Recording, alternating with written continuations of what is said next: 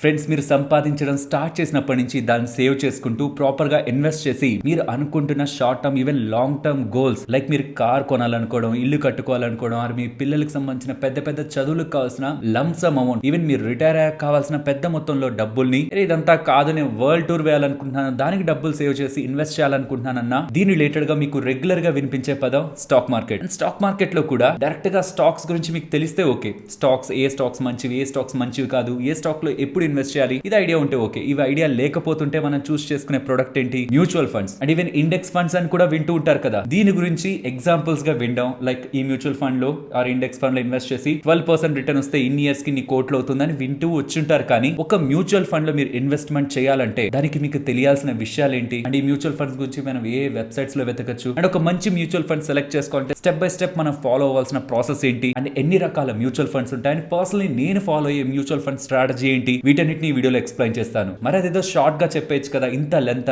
Friends, I know entertainment videos ని మనం long length watch చేయగలం, కానీ ఇలాంటి ఫైనాన్షియల్ వీడియోస్ ని మనం ఇంత టైం వాచ్ చేయలేం. ఇదే వీడియోని నేను 5 పార్ట్స్ గా డివైడ్ చేసి ఉండొచ్చు. ఇన్ఫాక్ట్ ఈ టైం లైన్ ని కూడా నేను అలానే డివైడ్ చేశాను. ఫస్ట్ పార్ట్ ఇవాళ వీడియోలో మీరు తెలుసుకునేది అసలు మ్యూచువల్ ఫండ్స్ రిలేటెడ్ కూడా బేసిక్ కాన్సెప్ట్. ఎన్ఏవి అని వింటూ ఉంటారు, యూనిట్స్ అని వింటూ ఉంటారు, అసెట్ అండర్ మేనేజ్మెంట్ అని వింటారు, ఎగ్జిట్ లోడ్, ఎక్స్పెన్స్ రేషియోస్ లో ఎన్ని మ్యూచువల్ ఫండ్స్ లో ఇన్వెస్ట్ చేయాలి, ఈ బేసిక్ కాన్సెప్ట్స్ అన్నిటిని మీరు ఫస్ట్ పార్ట్ ఆఫ్ ద వీడియోలో తెలుసుకుంటారు. అండ్ సెకండ్ పార్ట్ లో ఎన్ని టైప్స్ ఆఫ్ మ్యూచువల్ ఫండ్స్ ఉంటాయి, like equity mutual funds, debt mutual funds, hybrid mutual funds and ఈక్విటీలో కూడా large cap, mid cap, small cap, flexi cap, multi cap, index funds, funds of funds, regular mutual funds, direct mutual funds, growth mutual funds, dividend mutual funds, ఇలాంటి categories అన్నింటినీ మీకు second part లో explain చేస్తాను. And third part లో ఒక మంచి mutual fund ని మీరు సెలెక్ట్ చేసుకోవాలంటే స్టెప్ బై స్టెప్ ఫాలో అవ్వాల్సిన ప్రాసెస్ ఏంటి, జస్ట్ రిటర్న్స్ చూస్తే సరిపోతుందా, లేదు అది ఒక పెద్ద trap. Just returns recent times లో ఎంత మంచిగా పర్ఫార్మ్ చేశాయి మ్యూచువల్ ఫండ్స్, వాటిని చూసే మీరు ఇన్వెస్ట్మెంట్ చేస్తే ట్రాప్ అవుతారు. దీని బ్యాక్ ఉంటున్న లాజికల్ ఎక్స్ప్లెనేషన్ కూడా మీకు ఇక్కడ దొరుకుతుంది. అండ్ దీంతో పాటు నాకు తెలిసి చాలా మంది వినుండరు స్టాక్ మార్కెట్ పర్టికులర్ గా మ్యూచువల్ ఫండ్స్ లో ఇన్వెస్ట్మెంట్స్ చేస్తున్న వాళ్ళు. స్టాండర్డ్ డీవియేషన్ అంటే ఏంటి,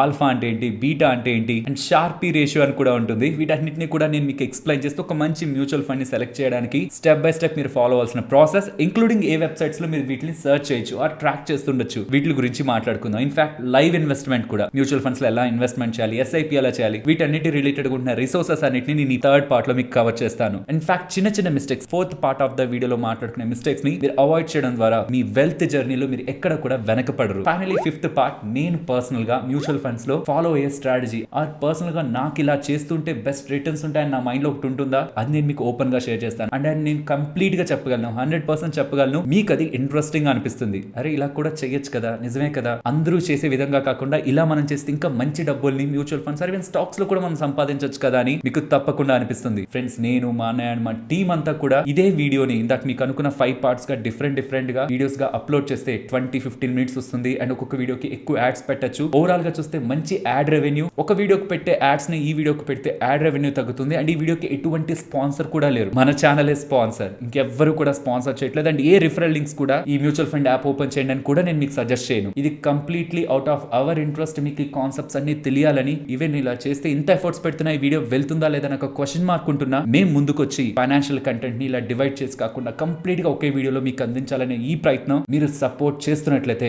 yes I am with you అనే ఒక కామెంట్ పెడతారా, సో దట్ అప్కమింగ్ కూడా ఇలాంటి పెద్ద పెద్ద వీడియోస్ ఆర్ లార్జ్ కంటెంట్ ఇలా డివైడ్ చేసి కాకుండా సింగిల్ వీడియోగా మీ ముందుకు తీసుకురావడానికి అది మాకు మోటివేషన్ ఉంటుంది. అండ్ ఇందాక టాపిక్స్ చెప్పానా, టాపిక్స్ మీకు ఇంట్రెస్టింగ్ గా అనిపిస్తున్నా, ఆ వీడియో చూస్తున్న ఏ పాయింట్ లో అయినా మీకు ఈ వీడియో వాల్యుబుల్ గా ఇంట్రెస్టింగ్ గా అనిపిస్తూ ఉంటే మన ఈ వీడియోని తప్పకుండా లైక్ చేస్తూ పెడుతున్న ఎఫర్ట్స్ ని ఎంకరేజ్ చేయడానికి ప్రయత్నించండి. అండ్ నేను మిమ్మల్ని అడుగుతున్నది ఒకటే, ఇది ఫైనాన్షియల్ కంటెంట్, ఎంటర్టైన్మెంట్ కంటెంట్ కాదు. స్కిప్ చేస్తూ ఒక మంచి సీన్ ఆర్ మంచి పార్ట్ దగ్గర చూడడానికి I strongly suggest as a brother గా, నాకంటే చిన్న వయసున్న పెద్ద వయసున్న ఒక బ్రదర్ అనుకోండి, కంప్లీట్ గా వాచ్ చేయడానికి ప్రయత్నించండి. అలా అని మినిట్స్ కి మీకు ఏం యాడ్స్ వచ్చాయో, ఇంత పెద్ద వీడియో అయినా నార్మల్ 20 మినిట్ వీడియోకి ఎన్ని యాడ్స్ పెడతామో అన్ని యాడ్స్ నే పెడుతున్నాను. బట్ స్ట్రాంగ్లీ రికమెండ్ వీడియోని లాస్ట్ వరకు చూడండి. వీలైతే 1.5 ఆర్ 1.7 మీకు స్పీడ్ ఉంటుంది కదా కింద యూట్యూబ్ లో, దాన్ని పెంచుకొనైనా కంప్లీట్ గా వినడానికి ప్రయత్నించండి. బికాస్ ప్రతి కాన్సెప్ట్ కూడా మీకు అర్థం అవ్వాలి. ఎక్కడ ఏది మిస్ చేసినా దాని నెగిటివ్ ఇంపాక్ట్ మీరు ఇన్వెస్ట్మెంట్ చేస్తున్నా కొన్ని సంవత్సరాల తర్వాత మీకు అర్థం అవుతుంది. Okay, let's start our video. First అసలు మ్యూచువల్ ఫండ్స్ అంటే ఏంటి? ఫ్రెండ్స్, మీరు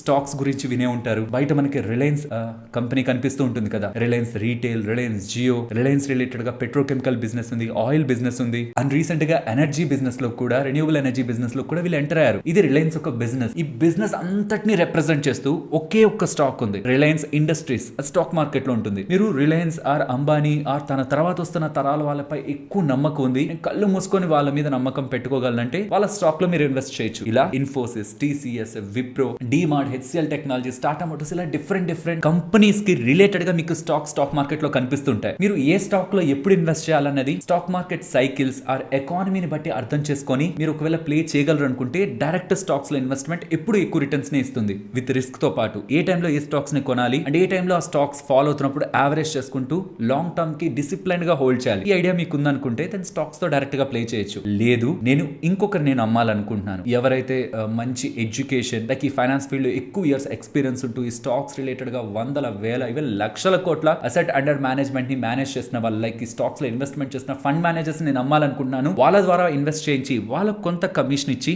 నేను నా పోర్ట్ఫోలియోని, నా వెల్త్ ని గ్రో చేసుకోవాలనుకుంటున్నాను అనుకుంటే దెన్ మీకు మ్యూచువల్ ఫండ్స్ వస్తాయి. అండ్ లేదనుకుంటే ఎక్స్చేంజ్ ట్రేడెడ్ ఫండ్స్ కూడా ఉన్నాయి. బట్ ఈ కాన్సెప్ట్ అంతా మ్యూచువల్ ఫండ్స్ గురించే కాబట్టి వీటి గురించి మాట్లాడుకుందాం. ఈవెన్ వీటిలో కూడా వాళ్ళకి నేను కమిషన్ తక్కువ ఇవ్వాలనుకుంటున్నాను, ఇండియా గ్రో అయిన విధంగా నేను గ్రో అయితే చాలనుకుంటే ఇండెక్స్ ఫండ్స్ ఉన్నాయి. వీటన్నిటి గురించి కూడా మాట్లాడుకుందాం. సో ఫస్ట్ స్టాక్స్ తో కంపేర్ చేస్తే రిస్క్ తగ్గించుకొని డైవర్సిఫికేషన్ పెంచుకోవడం కోసం మీ దగ్గర 2000 ఉంటే రిలయన్స్ సంబంధించిన స్టాక్ ఒకటి, 2000 కొంటే కొంత ఎక్కువ ఉంది ప్రెసెంట్, అదొకటి కొనగలరు. అదే మీరు మ్యూచువల్ ఫండ్స్ లో లైక్ ఇండెక్స్ ఫండ్ లో 2000 రూపీస్ పెట్టారనుకోండి, నిఫ్టీ 50 ఇండెక్స్ ఫండ్ లో అదొక మ్యూచువల్ ఫండ్ పెట్టారనుకోండి, దాని నిఫ్టీకి సంబంధించిన 50 స్టాక్స్ లో మీ 2000 రూపీస్ డివైడ్ అయిపోతుంది. ఎలా డివైడ్ అవుతుంది చెప్తాను చూడండి. నేను ఒక మ్యూచువల్ ఫండ్, నేను నిఫ్టీ 50 స్టాక్స్ లో ఇన్వెస్ట్ చేస్తానని మీతో చెప్తున్నాను. ఇలా చెప్పి మీ అందరి దగ్గర నుంచి, మీ దగ్గర నుంచి మీరు చూస్తున్న అందరూ చాలా మంది వ్యూవర్స్ ఉన్నారు కదా, వాళ్ళందరి దగ్గర నుంచి ఒక 100 crores రైజ్ చేస్తాను, 100 కోట్ల డబ్బులు రైజ్ చేశాను. నేనేం చేస్తానంటే ఆ 100 కోట్ల డబ్బులను తీసుకెళ్లి నిఫ్టీ 50కి సంబంధించిన అన్ని స్టాక్స్ లో ఇన్వెస్ట్ చేస్తాను. ఒకే విధంగా ఇన్వెస్ట్ చేస్తానా? లేదు, ఇక్కడ వెయిటేజ్ ఉంటుంది. Means Nifty 50 as a index కదా, అందులో 50 స్టాక్స్ ఉంటాయి. 50 స్టాక్స్ కి ఒకటే వెయిటేజ్ ఉండదు, కొన్ని స్టాక్స్ కి ఎక్కువ ప్రియారిటీ ఆర్ ఎక్కువ వెయిటేజ్ ఉంటుంది, కొన్నింటికి తక్కువ ఉంటుంది. దాని ప్రకారం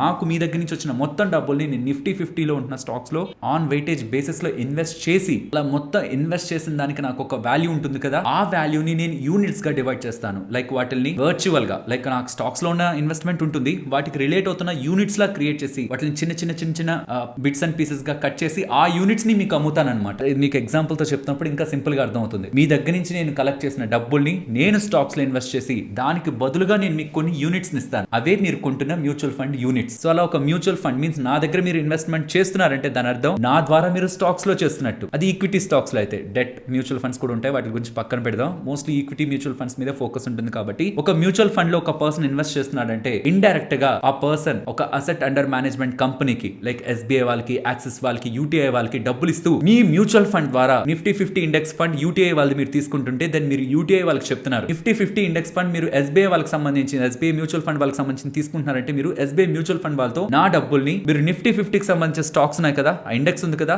దాంట్లో మీరు ఇన్వెస్ట్ చేసి దానికి బదులుగా నాకు కొన్ని యూనిట్స్ ఇవ్వమని మీరు అడుగుతున్నట్టు. దీని కారణంగా అడ్వాంటేజ్ ఏంటి? స్టాక్స్ తో కంపేర్ చేస్తే రిస్క్ మీకు సింగిల్ గా ఫోకస్డ్ గా ఒక స్టాక్ లో ఉండదు, డైవర్సిఫైడ్ గా ఉంటుంది. అండ్ రెండవది, ఈవెన్ కొన్ని స్టాక్స్ పడుతూ పెరుగుతూ ఆ వోల్టాలిటీ ఉన్నా మీరు దాన్ని చూస్తూ ఎఫెక్ట్ అవ్వరు కాబట్టి స్టాక్ మార్కెట్ పడుతున్నా పెరుగుతున్నా డిసిప్లైన్డ్ గా మీరు ఇన్వెస్ట్మెంట్ చేయడానికి మ్యూచువల్ ఫండ్స్ ఒక one of the best route. సరే, ఈ మ్యూచువల్ ఫండ్ లో ఉంటున్న ఇంపార్టెంట్ బేసిక్స్ ని తెలుసుకుందామా? ఇది కొంత ప్రాక్టికల్ గా తెలుసుకుందాం, థియరిటికల్ గా కాకుండా. ఇక్కడ మీరు చూస్తున్నది UTI Nifty 50 index fund. Friends, ఈ వీడియోలో నేను ఏ స్టాక్స్ పేర్లు చెప్తున్నా, ఏ ఇండెక్స్ పేర్లు చెప్తున్నా అవన్నీ ఎగ్జాంపుల్ పర్పస్ కే. అవి నేను కొంటున్నవి కాదు, నేను కొన్నవి కాదు, ఆర్ మీకు రికమెండ్ చేసినవి కూడా కాదు. జస్ట్ అది ఒక ఎగ్జాంపుల్ పర్పస్ లానే చూడండి. ఇప్పుడు మ్యూచువల్ ఫండ్ బేసిక్స్ కదా మాట్లాడుకున్నాం, స్టెప్ బై స్టెప్ మాట్లాడుకుందాం. అందులో ఫస్ట్ కనిపిస్తున్నది ఏంటి? ఎన్ఏవి. అసలు ఈ ఎన్ఏవి అంటే ఏంటి? ఇక్కడ ఆల్మోస్ట్ 119 రూపీస్ 76 పైస్ దగ్గరగా ఉంది. ఎన్ఏవి అంటే ఏంటి? మనం ఇప్పుడు దాని గురించి మాట్లాడుకుందాం. బట్ దాన్ని మీకు సింపుల్ గా చెప్పాలంటే, మీకు స్టాక్ మార్కెట్ లో స్టాక్స్ ఐడియా ఉన్నాయి కదా, వాటికి సంబంధించి షేర్ ప్రైస్ అని చూస్తుంటారు. ఒక్కొక్క దానికి ప్రైస్ ఉంటుంది కదా, రిలయన్స్ కి ఒక ప్రైస్ ఉంటుంది, రిలయన్స్ స్టాక్ ఒక ప్రైస్ ఉంటుంది, ఇన్ఫోసిస్ కి ఒక ప్రైస్ ఉంటుంది. ఇలా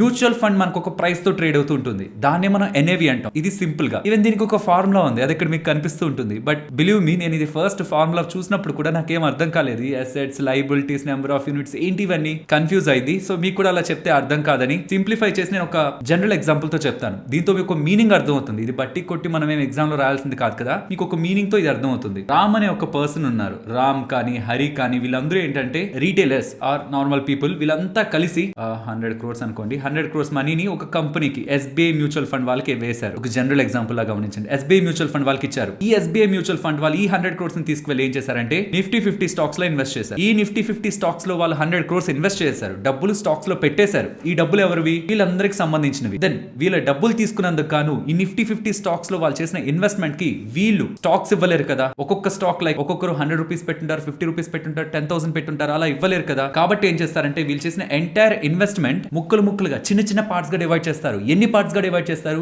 అది ఎస్బీఐ వాళ్ళ ఇష్టం. ఈ 100 crores కి సంబంధించిన ఈ ఇన్వెస్ట్మెంట్ ని వాళ్ళు కావాలనుకుంటే 1 crore పార్ట్స్ గా కూడా డివైడ్ చేయొచ్చు, 1 కోటి ముక్కలుగా కూడా డివైడ్ చేయొచ్చు, ఆర్ ఈవెన్ 10 crore కి సంబంధించిన యూనిట్స్ లా కూడా డివైడ్ చేయొచ్చు. లెట్స్ సే 10 crore యూనిట్స్ 10 కోట్ల చిన్న పీసెస్ గా కట్ చేశారనుకుందాం వాళ్ళు చేసిన ఇన్వెస్ట్మెంట్ ని. దెన్ ఒక్కొక్క పీస్ ఒక వాల్యూ ఎంత? చేసిన ఇన్వెస్ట్మెంట్ 100 crores, డివైడ్ చేసిన పీసెస్ ఎన్ని? 10 crores. దెన్ ఒక్కొక్క పీస్ వాల్యూ ఎంత? 10 rupees. క్యాలిక్యులేషన్ అర్థమవుతుంది కదా. 100 crores మనం ఇచ్చాం, ఆ 100 crores ని స్టాక్స్ లో ఇన్వెస్ట్ చేశారు. ఆ ఎంటైర్ ఇన్వెస్ట్మెంట్ ని 10 crores గా డివైడ్ చేస్తే 100 crores divided by 10 crores then ఎంత? 10 rupees. ఒక్కొక్క పార్ట్ ఒక వాల్యూ 10 rupees. సో ఇలా నేను 100 rupees ఇన్వెస్ట్మెంట్ చేశాను, నాకు 10 యూనిట్స్ ఇస్తారు. మీరు 2000 rupees ఇన్వెస్ట్ చేశారు, మీకు 200 యూనిట్స్ ఇస్తారు. ఒక్కొక్క యూనిట్ ఒక వాల్యూ ఎంత? 10 rupees. దీన్నే NAV అంటాం, నెట్ అసెట్ వాల్యూ అంటాం. ఇప్పుడు చెప్పండి, ఇన్వెస్ట్ చేసిన ఈ 100 crores పెరుగుతూ ఉంటే, వాల్యూ పెరుగుతూ ఉంటే దెన్ మన NAV కూడా పెరుగుతుందా లేదా? బికాస్ ఆ ఇన్వెస్ట్మెంట్ నే కదా మనం డివైడ్ చేసాం, చిన్న పీసెస్ గా చేసాం. ఈ 100 crores 120 crores అయింది అనుకోండి, 120 crore డివైడెడ్ బై మన యూనిట్స్ ఎన్ని? 10 crores. అలా మన NAV 10 నుంచి 12 అయింది కదా. అలా మ్యూచువల్ ఫండ్ వాళ్ళు స్టాక్స్ లో చేసిన ఇన్వెస్ట్మెంట్ పెరుగుతూ ఉంటే ఆ మ్యూచువల్ ఫండ్ లో ఇన్వెస్ట్ చేసిన వాళ్ళ వాల్యూ కూడా NAV కూడా పెరుగుతూ ఉంటుంది. ఇది సింపుల్ గా అర్థం అవడం కోసం చెప్పాను. బట్ యూజువల్ గా ఎలా జరుగుతుందంటే, మ్యూచువల్ ఫండ్ దగ్గర మీరు నేను అందరం ఇచ్చిన డబ్బులు ఒక 1000 crores ఉందనుకోండి, టోటల్ గా 1000 crores వాళ్ళు ఇన్వెస్ట్ చేసేసారు. ఒక 800 crores depending upon mutual fund బట్టి 800 crores 900 crores ఇన్వెస్ట్ చేసి 100 crores అలా పక్కన ఉంచుకుంటారు. ఎందుకు? ఏమో మార్కెట్ పడిపోయిందని మన రిటైలర్స్ అంతా టెన్షన్ పడి విత్డ్రాల్ కొట్టేసాం అనుకోండి, డబ్బులు ఎక్కువగా విత్డ్రాల్ చేసాం అనుకోండి, ఆల్రెడీ మార్కెట్ పడింది, మనం చేసిన విత్డ్రాల్ తో ఆ లో లెవెల్స్ లో ఉన్నప్పుడు స్టాక్స్ ని సెల్ చేయడానికి కరెక్ట్ కాదు. కాబట్టి ఈవెన్ ఎగ్జిట్ చేసే వాళ్ళ ప్రపోర్షన్ కూడా ఎక్కువ ఉంటే మనీని సెటిల్ చేయాలి కాబట్టి కొంత పోర్షన్ పక్కన ఉంచుకుంటారు క్యాష్. అండ్ ఈవెన్ కొన్ని మ్యూచువల్ ఫండ్స్ అయితే మార్కెట్ లో ప్రెసెంట్ ఉంటున్న టైంలో ఇన్వెస్ట్మెంట్ ఎందుకు, ఇంకొంత టైం వెయిట్ చేసి మంచి ఆపర్చునిటీ ఉన్నప్పుడు ఇన్వెస్ట్మెంట్ చేద్దాం అని కూడా కొంత క్యాష్ ని పక్కన ఉంచుతారు. కానీ సెబీ గైడ్లైన్స్ ప్రకారం ఎక్కువ డబ్బులు పక్కన ఉంచడానికి లేదు. ఓకే, ఆ రూల్స్ ని పక్కన పెడితే కంప్లీట్ గా డబ్బులు స్టాక్స్ లో ఉండదు, సర్టెన్ పోర్షన్ డబ్బులు మాత్రమే స్టాక్స్ లో ఉంటుంది. అండ్ దాన్ని వాళ్ళు బిట్స్ అండ్ పీసెస్ గా కట్ చేసి దాంట్లో ఎక్స్పెన్స్ రేషియో అనేది డిడక్ట్ చేసి మనకి NAV చూపిస్తూ ఉంటారు డైలీ. ఇప్పుడు ఇంకొక టర్మ్ మాట్లాడుకుందాం, ఎక్స్పెన్స్ రేషియో అని. ఈ NAV మీకు ఏదైతే కనిపిస్తూ ఉంటుందో, లైక్ ఇక్కడ 119 rupees 76 పైస్ కనిపిస్తుంది కదా, ఒక్కొక్క యూనిట్ మీరు ఇందులో ఇన్వెస్ట్ చేయాలంటే ఒక్కొక్క యూనిట్ ఒక వాల్యూ, అది దాంట్లోనే ఎక్స్పెన్స్ రేషియో మీకు డిడక్ట్ అయి మీకు కనిపిస్తూ ఉంటుంది, బయటికి కనిపిస్తుంటుంది. ఎక్స్పెన్స్ రేషియో అంటే ఏంటి ఫ్రెండ్స్? ఇక్కడ ఎక్స్పెన్స్ రేషియో ఎంత ఉంది? 0.2% ఉంది. మీనింగ్ మీరు ఒకవేళ 10,000 rupees దీంట్లో ఇన్వెస్ట్మెంట్ చేస్తుంటే బై ఇయర్ ఎండ్, ఒక ఇయర్ మొత్తానికి చూసుకుంటే మీకు 0.2% UTI వాళ్ళు ఈ నిఫ్టీ 50 ఇండెక్స్ ఫండ్ లో ఇన్వెస్ట్మెంట్ చేసిన దానికి గాను కట్ చేస్తారని చెప్తున్నారు. లాజికల్ గా చెప్తారు. 10,000 rupees లో 0.2% అంటే ఎంత? డైరెక్ట్ గా మీకు అర్థం కాకపోతే 1% అంటే ఎంత? 1% అంటే 100 rupees, 0.1% అంటే 10 rupees, 0.2% అంటే 20 rupees. సో మీరు 10,000 rupees ఇన్వెస్ట్మెంట్ చేస్తుంటే 0.2% మీన్స్ 20 rupees మీకు ఎక్స్పెన్స్ రేషియోగా వీళ్ళు తగ్గిస్తారంటున్నారు, మీన్స్ తీసేస్తారంటున్నారు. సో ఇయర్ ఎండ్ లో కట్ అవుతుందా ఇది? లేదు. ఇక్కడ కనిపిస్తున్న ఎక్స్పెన్స్ రేషియో ఇయర్ మొత్తానికి సంబంధించింది అయినా మీకు ఇది నెంబర్ ఆఫ్ ట్రేడింగ్ డేస్ తో క్యాలిక్యులేట్ అయ్యి ఈచ్ ట్రేడింగ్ డే మీకు NAV లో అడ్జస్ట్ అయిపోతూ ఉంటుంది. ఇయర్ మొత్తానికి ఒకసారి మనకు కట్ అవ్వదు. అకౌంట్ మెయింటెనెన్స్ చార్జెస్ లాగా ఒక్కొక్కసారి ఒక్కొక్క టైంలో కట్ అవ్వదు, ట్రేడింగ్ డేస్ తో పాటు అడ్జస్ట్ అయిపోతూ మీకు NAV లో ఇంక్లూడ్ అయిపోతూ ఉంటుంది. సో స్టాక్ ప్రైస్ ఎలాగో NAV ఎలాగా, నెంబర్ ఆఫ్ స్టాక్స్ ఎలాగో number of mutual fund units అలాగా expense ratio depending upon mutual fund మీకు ఇయర్లీ ఎంత కట్ అవుతుంది అనేది ఇక్కడ పర్సెంటేజ్ ఉంటుంది. బట్ ఇన్ రియాలిటీ అది ఇయర్లీ కట్ అవుతుంది కాదు, డే టు డే బేసిస్ లో, ట్రేడింగ్ డే బేసిస్ లో మీకు ఎప్పుడెప్పుడైతే NAV అప్డేట్ అవుతూ ఉంటుందో అప్పుడప్పుడల్లా మీకు ఇది డిడక్ట్ అయిపోతూ ఉంటుంది. బికాస్ అది వాళ్ళే కదా, అసెట్ మేనేజ్మెంట్ కంపెనీ వాళ్ళే కదా హ్యాండిల్ చేస్తున్నారు, వాళ్ళే వాళ్ళ ఎక్స్పెన్స్ రేషియో కట్ చేసుకుని మీకు NAV డిస్ప్లే చేస్తూ ఉంటారు. ఈ ఎక్స్పెన్స్ రేషియో అంటే ఏంటి, అసలు ఎందుకు కట్ చేస్తున్నారు? ఒక మ్యూచువల్ ఫండ్ ని మేనేజ్ చేయాలంటే దానికి ఫండ్ మేనేజర్స్ కావాలి, ఇన్ఫ్రాస్ట్రక్చర్ కావాలి, దాని రిలేటెడ్ గా technology and back and support, వీటన్నిటి కోసం డబ్బులు ఖర్చు అవుతుంది కదా. అండ్ ఈవెన్ వాళ్ళ ప్రాఫిట్స్ ని పోస్ట్ చేయాలి, బికాస్ ఈ అసెట్ మేనేజ్మెంట్ కంపెనీస్ కూడా స్టాక్ మార్కెట్ లో ఉన్నాయి. సో మరి వాళ్ళు కూడా ప్రాఫిట్స్ పోస్ట్ చేయాలి, వాళ్ళు కూడా ఒక కంపెనీగా ఎదగాలి. అదే కదా పర్పస్ వాళ్ళ మ్యూచువల్ ఫండ్ కంపెనీని పెట్టడానికి. కాబట్టే వాళ్ళు ఆ చార్జెస్ ని తీసుకుంటారు. ఇక్కడ ఒక ఇంపార్టెంట్ థింగ్ మీరు అర్థం చేసుకోవాలి, ఇండెక్స్ ఫండ్ కాబట్టి, నిఫ్టీ 50 ఇండెక్స్ ఫండ్ కాబట్టి మీకు 0.2% ఉంది. అదే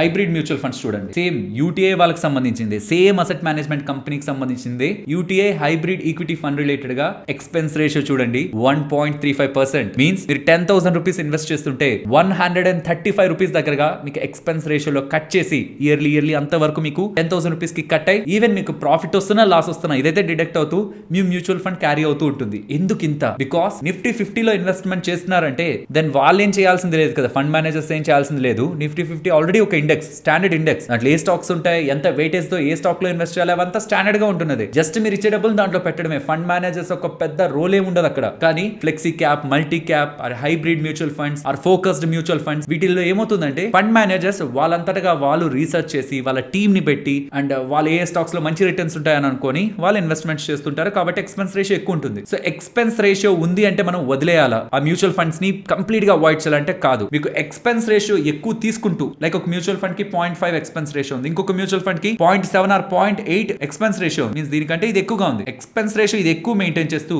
వీళ్ళు ఇస్తున్న రిటర్న్స్ 15%, ఈ మ్యూచువల్ ఫండ్ ఇస్తున్న రిటర్న్స్ 20% ఉందనుకోండి, దెన్ ఆబ్వియస్ గా ఈ మ్యూచువల్ ఫండ్ ఇంత ఎక్స్పెన్స్ రేషియోలో ఎక్కువ ఇన్వెస్ట్ చేసిన వాళ్ళే ఎక్స్పెన్స్ రేషియో తక్కువగా ఉండే ఈ మ్యూచువల్ ఫండ్ ఇన్వెస్ట్మెంట్ చేసిన వాళ్ళకంటే లాభపడతారు. కాబట్టి కేవలం ఎక్స్పెన్స్ రేషియోనే మన పారామీటర్ కాదు, expense ratio along with return and ఆ ఫండ్ యొక్క పర్ఫార్మెన్స్, ఇది మనకి ఇంపార్టెంట్. సెకండ్ మీరు గుర్తుంచుకోవాల్సింది ఎగ్జిట్ లోడ్. ఎగ్జిట్ లోడ్ అంటే ఏంటి? ఎగ్జిట్ లోడ్ ఈ మ్యూచువల్ ఫండ్ కి మీకు 1% కనిపిస్తుంది, యూటీఐ హైబ్రిడ్ ఈక్విటీ ఫండ్ కి మీకు 1% కనిపిస్తుందా? అదే ఇందాక చూసిన మ్యూచువల్ ఫండ్ కి చూడండి ఎగ్జిట్ లోడ్ 0 ఉంటుంది మన యూటీఐ నిఫ్టీ 50 ఇండెక్స్ ఫండ్ కి. మీనింగ్ ఏంటంటే మీరు అందులో ఇవాళ ఇన్వెస్ట్ చేసి అప్కమింగ్ డేస్ లో ఎప్పుడు విత్డ్రాల్ చేసినా, మీకు ఫండ్స్ కావాలని విత్డ్రాల్ చేసినా ఎగ్జిట్ లోడ్ 0 ఉందంటే, 0% ఉందంటే వాళ్ళు మీ దగ్గర నుంచి ఏ చార్జెస్ తీసుకోరు. మరి ఇందాక 1% ఉంది, మరి వాళ్ళు ఏం తీసుకుంటారు? ఎగ్జిట్ లోడ్ అని ఎక్కడ మీకు చెప్తున్నా అక్కడ మీరు ఒకసారి ఒక ఐకాన్ ఉంటుంది, ప్రతి దగ్గర ఒక ఐకాన్ ఉంటుంది, దాన్ని దగ్గర క్లిక్ చేశారంటే వాళ్ళు క్లియర్ గా చెప్తారు. అక్కడ ఒక్కొక్క మ్యూచువల్ ఫండ్ వాళ్ళకి ఒక్కొక్క టర్మ్స్ అండ్ కండిషన్స్ ఉంటాయి. వీళ్ళ ప్రకారం మీరు ఇన్వెస్ట్మెంట్ చేసిన అమౌంట్ 1 year తర్వాత కానీ మీరు విత్డ్రాల్ చేస్తూ ఉంటే దెన్ ఎటువంటి చార్జెస్ కూడా తీసుకోం. కానీ విత్ ఇన్ 1 year లోపు మీరు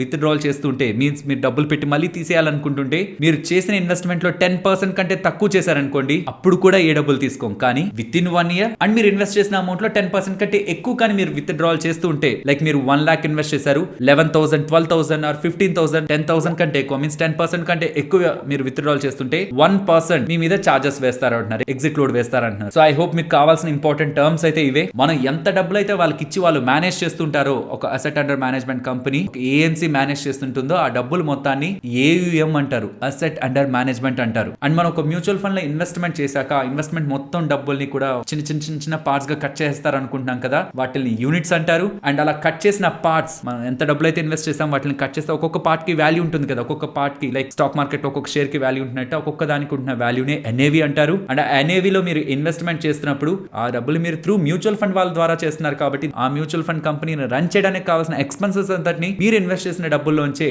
డే టు డే బేసిస్ లో ఎంత కట్ చేస్తారు పర్ ఇయర్ బేసిస్ లో అనుకుంటే దానే ఎక్స్పెన్స్ రేషియో అంటారు. And with in the time ఒక్కొక్క మ్యూచువల్ ఫండ్ కి ఒక్కొక్క టర్మ్స్ అండ్ కండిషన్స్ ఉంటాయి. విత్ ఇన్ ద టైం వాళ్ళు చెప్పిన టైం కంటే మీరు ముందుగానే చెప్పిన దానికంటే ఇలా 10% ఆర్ అంతకంటే ఎక్కువ విత్డ్రాల్ చేస్తూ ఉన్నా, ఆర్ సర్టైన్ మ్యూచువల్ ఫండ్స్ ఇంకా ఎక్కువ పెడుతుంటాయి 20%, ఆర్ ఇంకొన్ని అయితే 5%, ఆర్ ఇంకొన్ని అయితే మీరు ఎంత పర్సెంట్ అని కాదు ఈ టైం లోపు విత్డ్రాల్ చేస్తుంటే మీ మీద 1% ఆర్ 2% వేస్తామని చెప్తుంటారు. సో అది ఒక రిస్ట్రిక్షన్ అనమాట. డబ్బులు పెట్టి వెంటనే తీసేయద్దు, మీరు ఇలా చేస్తే మీకు ఇంత పెనాల్టీ పడుతుందని మనల్ని ఎక్కువ టైం ఇన్వెస్ట్మెంట్ చేయించడానికి వీలు చేసేది అది ఎగ్జిట్ లోడ్. ఇప్పుడు లంసమ్ అండ్ ఎస్ఐపి గురించి షార్ట్ గా మాట్లాడేసుకుందాం. మీరు ఒకవేళ మీ దగ్గర ఒక 1 crore ఉంది, ఇన్వెస్ట్మెంట్ చేయాలనుకుంటున్నారు నిఫ్టీ యూటీఐకి సంబంధించిన హైబ్రిడ్ ఈక్విటీ ఫండ్ లో, దెన్ సింపుల్ గా బై క్లిక్ చేసి మీరు ఎంత అమౌంట్ ని ఇన్వెస్ట్మెంట్ చేద్దాం అనుకుంటున్నారు, ఎంత అమౌంట్ ని ఇన్వెస్ట్మెంట్ చేద్దాం అనుకుంటున్నా అంత పెద్ద అమౌంట్ ని ఎంటర్ చేసి బై నో క్లిక్ చేస్తే మీరు బై చేస్తారు. ఆర్ ఎస్ఐపి అంటే ఏంటి? Systematic investment plan. మీరు టైం టు టైం నెల నెల ఒక 500 రూపీస్, 1000 రూపీస్ రెగ్యులర్ గా మీరు ఇన్వెస్ట్మెంట్ చేద్దాం అనుకుంటున్నారు ఇదే మ్యూచువల్ ఫండ్ లో. మీరు ఎంత ఇన్వెస్ట్మెంట్ చేద్దాం అనుకుంటున్నారు అక్కడ అది ఎంటర్ చేసి క్రియేట్ ఎస్ఐపి క్లిక్ చేశారంటే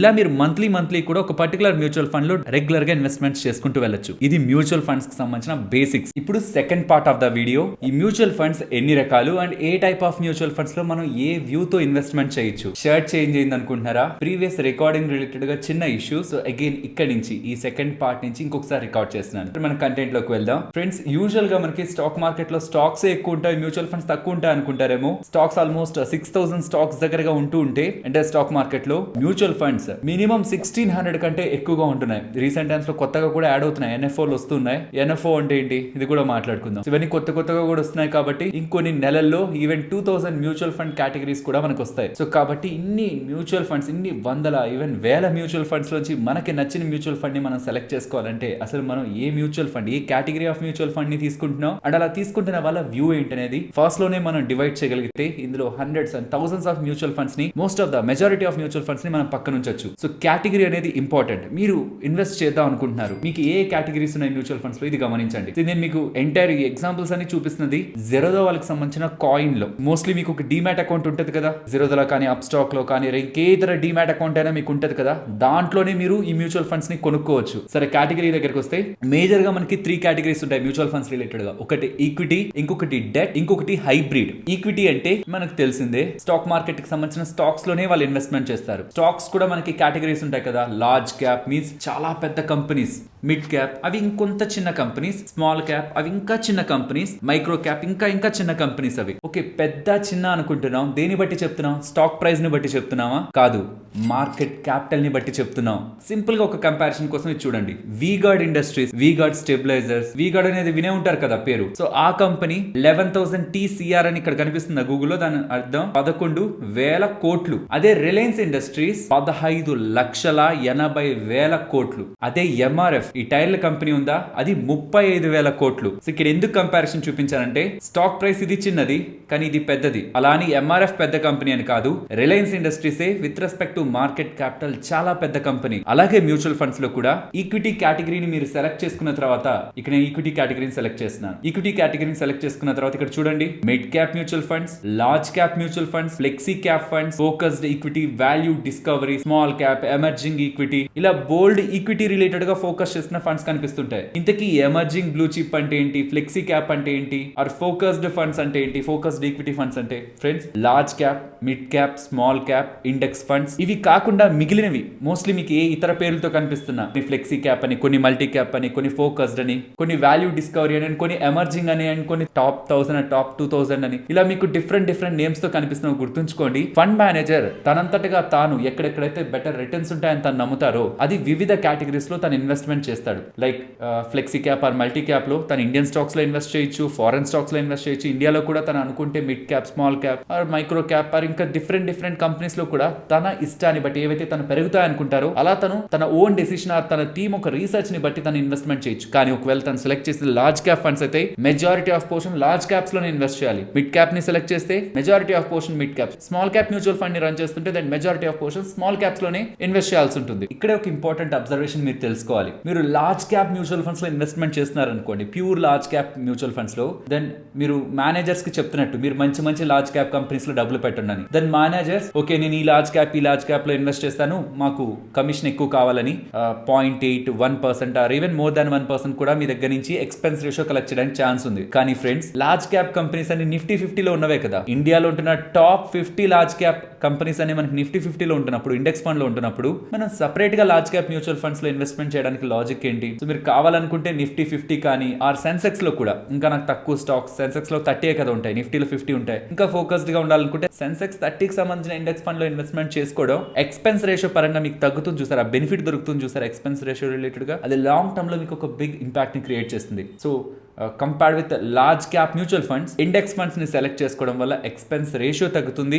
అండ్ మీరు డైరెక్ట్ గా నిఫ్టీ, సెన్సెక్స్ వీటిని ట్రాక్ చేస్తుంటారు కాబట్టి అవి బాగా కరెక్ట్ అయినప్పుడు ఓకే ఇది కరెక్ట్ అయింది యావరేజ్ చేసుకోవాలన్నా మీకు ఈజీగా ట్రాకింగ్ కూడా డే టు డే లైఫ్ లో ఈజీగా ఉంటుంది. సో ట్రాకింగ్ కంటే కూడా మెయిన్లీ ఎక్స్పెన్స్ రేషియో తగ్గుతుందని లార్జ్ క్యాప్ కి బదులు మెజారిటీ ఆఫ్ కేసెస్ ఒకసారి రిటర్న్స్ ని కంపేర్ చేసుకొని ఇండెక్స్ ఫండ్స్ ఒక ఆప్షన్ గా ఉన్నాయి లార్జ్ క్యాప్ కి బదులుగా అన్న విషయం మనం గుర్తుంచుకోవాలి. So equity, debt and hybrid లో ఈక్విటీ అంటే large cap, mid cap, small cap and ఇవి కాక డిఫరెంట్ నేమ్స్ కూడా వినిపించాయి ఇందాక మనం మాట్లాడుకున్నాం. వాటన్నిటికీ ఫండ్ మేనేజర్స్ ఒక స్వేచ్ఛ ఎక్కువ ఉంటుంది. తను కావాలనుకున్న దగ్గర తను ఇష్టం వచ్చినంత మనీని ఇన్వెస్ట్ చేయగలరు. ఎస్, సెబీ వాళ్ళు రీసెంట్ గా కొన్ని రెగ్యులేషన్స్ తీసుకొచ్చారు రిగార్డింగ్ ఇతర దేశాల్లో చేసే ఇన్వెస్ట్మెంట్స్ రిలేటెడ్ గా and even mutual funds related గా కూడా చాలా చేంజెస్ సెబీ వాళ్ళు తీసుకొస్తున్నారు. But as of now equity అనగానే ఈక్విటీ కేటగిరీలో మ్యూచువల్ ఫండ్ సెలెక్ట్ చేస్తున్నారంటే అది కంప్లీట్ గా స్టాక్స్ లోకి వెళ్తుంది. అది ఇండియాకి సంబంధించిన స్టాక్స్ అయినా, యూఎస్ కి సంబంధించిన స్టాక్స్ అయినా. ఫ్రెండ్స్, మన ఛానల్ తరపు నుంచి ఒక స్మాల్ రిమైండర్, ఈ వీడియోలో పెడుతున్న కంటెంట్ రిలేటెడ్ గా మా ఎఫర్ట్స్ మీకు వాల్యుబుల్ గా అనిపిస్తుంటే వీడియోని తప్పకుండా లైక్ చేయండి. అలాగే ఎటువంటి స్పాన్సర్ ని కూడా ఈ వీడియోకి తీసుకోలేదు. బట్ ఇఫ్ ఇన్ కేస్ మన ఛానల్ ని మీరు ఫర్దర్ గా సపోర్ట్ చేయాలనుకుంటున్నప్పుడు మన ఛానల్ రిలేటెడ్ గా డిస్క్రిప్షన్ అండ్ కామెంట్ సెక్షన్ లో మీకు ఇంపార్టెంట్ లింక్స్ తో పాటు term insurance, health insurance, referral links తో పాటు free demat and trading accounts and without any charges, life time ఎటువంటి చార్జెస్ లేని life time free AMC demat and trading account referral links కూడా మీకు డిస్క్రిప్షన్ అలాగే comment section లో ఉంటాయి. మీరు మన ఛానల్ ని ఫర్దర్ గా సపోర్ట్ చేయాలనుకుంటున్నప్పుడు డైరెక్ట్ వెబ్సైట్స్ కి బదులు మన లింక్స్ ద్వారా వెళ్ళి వాటిల్ని తీసుకోవడానికి ప్రయత్నించండి. Next debt mutual funds. Recent గా నిర్మలా సీతారామన్ గారు ఒక అప్డేట్ చేసే ముందు వరకు కూడా చాలా అట్రాక్టివ్ గా ఉండేవి. బికాస్ ఇందులో ఇన్వెస్ట్ చేసి 3 years తర్వాత కానీ మీరు సెల్ చేస్తే ఇండెక్సేషన్ బెనిఫిట్ ఉండేది, దాంతో ట్యాక్స్ చాలా తగ్గిపోయేది and long term capital gains కూడా 20% పడేది. సో ఇండెక్సేషన్ బెనిఫిట్ ఉంటూ దానిపై లాంగ్ టర్మ్ క్యాపిటల్ గెయిన్స్ 20% అంటే చాలా అట్రాక్టివ్. కానీ రీసెంట్ టైమ్స్ లో నిర్మలా సీతారామన్ గారు దాన్ని రిమూవ్ చేసి ఇన్కమ్ ట్యాక్స్ ల్యాబ్స్ ప్రకారమే మనకి ట్యాక్స్ పడుతుందంటాం. ఇది కొంత అట్రాక్టివ్ అట్రాక్టివ్నెస్ ని తగ్గింది, కానీ స్టిల్ డెట్ మ్యూచువల్ ఫండ్స్ లో ఇన్వెస్ట్మెంట్స్ చేసే వాళ్ళు ఉంటారు. అండ్ డెట్ మ్యూచువల్ ఫండ్స్ అనగానే గవర్నమెంట్ కి సంబంధించిన బాండ్స్ అనుకుంటూ ఉంటాం. ఇవే కాదు, means long duration like 1 year, 10 year, 5 year ఆ డ్యూరేషన్ డే బాండ్స్ కాదు, short term, ultra short term, like కొన్ని డేస్ లో కూడా మెచ్యూర్ అయ్యే బాండ్స్ ఉంటాయి. With in 7 days, with in 15 days, with in 30 days, ఇలా short term, ultra short term, లో duration bonds and guilt funds, like government bonds లోనే invest చేసే mutual funds ఉంటాయి. వాటిని గిల్ట్ మ్యూచువల్ ఫండ్స్ అంటారు. ఇది డెట్ రూట్ లో ఇన్వెస్ట్మెంట్ చేస్తున్న వాళ్ళ థీమ్ ఏంటంటే, ఇక్కడ ఒక ఎగ్జాంపుల్ తో మీకు చెప్తాను. డెట్ కేటగిరీలో ఉంటున్న SBI లిక్విడ్ ఫండ్ ఇది. ఒకసారి NAV గ్రాఫ్ చూడండి. ఎట్ ఎనీ పాయింట్ మీకు డౌన్ సైడ్ కి డిప్ అయిపోయిందా, మీన్స్ సడన్ గా కింద పడడం, పైకి లేవడం, అట్లా మీకు ఓల్టాల్ గా ఎక్కడైనా కనిపించిందా? కనిపించట్లేదు. అదే UTI కి సంబంధించిన నిఫ్టీ 50 ఇండెక్స్ ఫండ్ చూడండి, పెరగడం పడ్డం ఇలా కనిపిస్తుందా? ఇందుకే డెట్ మ్యూచువల్ ఫండ్స్ లో కానీ ఆ లిక్విడ్ ఫండ్స్ లో కానీ ఇన్వెస్ట్ చేసేది. వోలటాలిటీ నాకొద్దు, షార్ట్ టర్మ్ నేను ఉంచుకోవాలనుకుంటే liquid funds like less than 7 days లో మెచ్యూర్ అయ్యే బాండ్స్ ఉంటుంటాయి. సో చాలా షార్ట్ డ్యూరేషన్, నాకు కొన్ని రోజుల్లోనే డబ్బులు కావాలా, డబ్బులను ఎక్కడ పార్క్ చేయాలంటే లిక్విడ్ ఫండ్స్ లో పార్క్ చేస్తుంటారు. నాకు కొంత డ్యూరేషన్ పెరిగే కొద్దీ ultra short term and even government related ఉన్న సెక్యూరిటీస్ వాటిపై కూడా ఇంకొంత డ్యూరేషన్ పెరిగే కొద్దీ గిల్డ్ ఫండ్స్ లోకి, ఇలా డెట్ మ్యూచువల్ ఫండ్స్ లో కూడా మనీ వెళ్తూ ఉంటుంది. సో ఈక్విటీ మ్యూచువల్ ఫండ్స్ లో ఎవరు ఇన్వెస్ట్ చేయాలి? ఈ వోలటాలిటీని అర్థం చేసుకుంటూ లాంగ్ టర్మ్ లో వెల్త్ ని క్రియేట్ చేసుకుందాం అనుకున్న వాళ్ళు ఈక్విటీ మ్యూచువల్ ఫండ్స్ లో ఇన్వెస్ట్ చేస్తారు. డెట్ మ్యూచువల్ ఫండ్స్ లో ఎవరు ఇన్వెస్ట్ చేయాలి?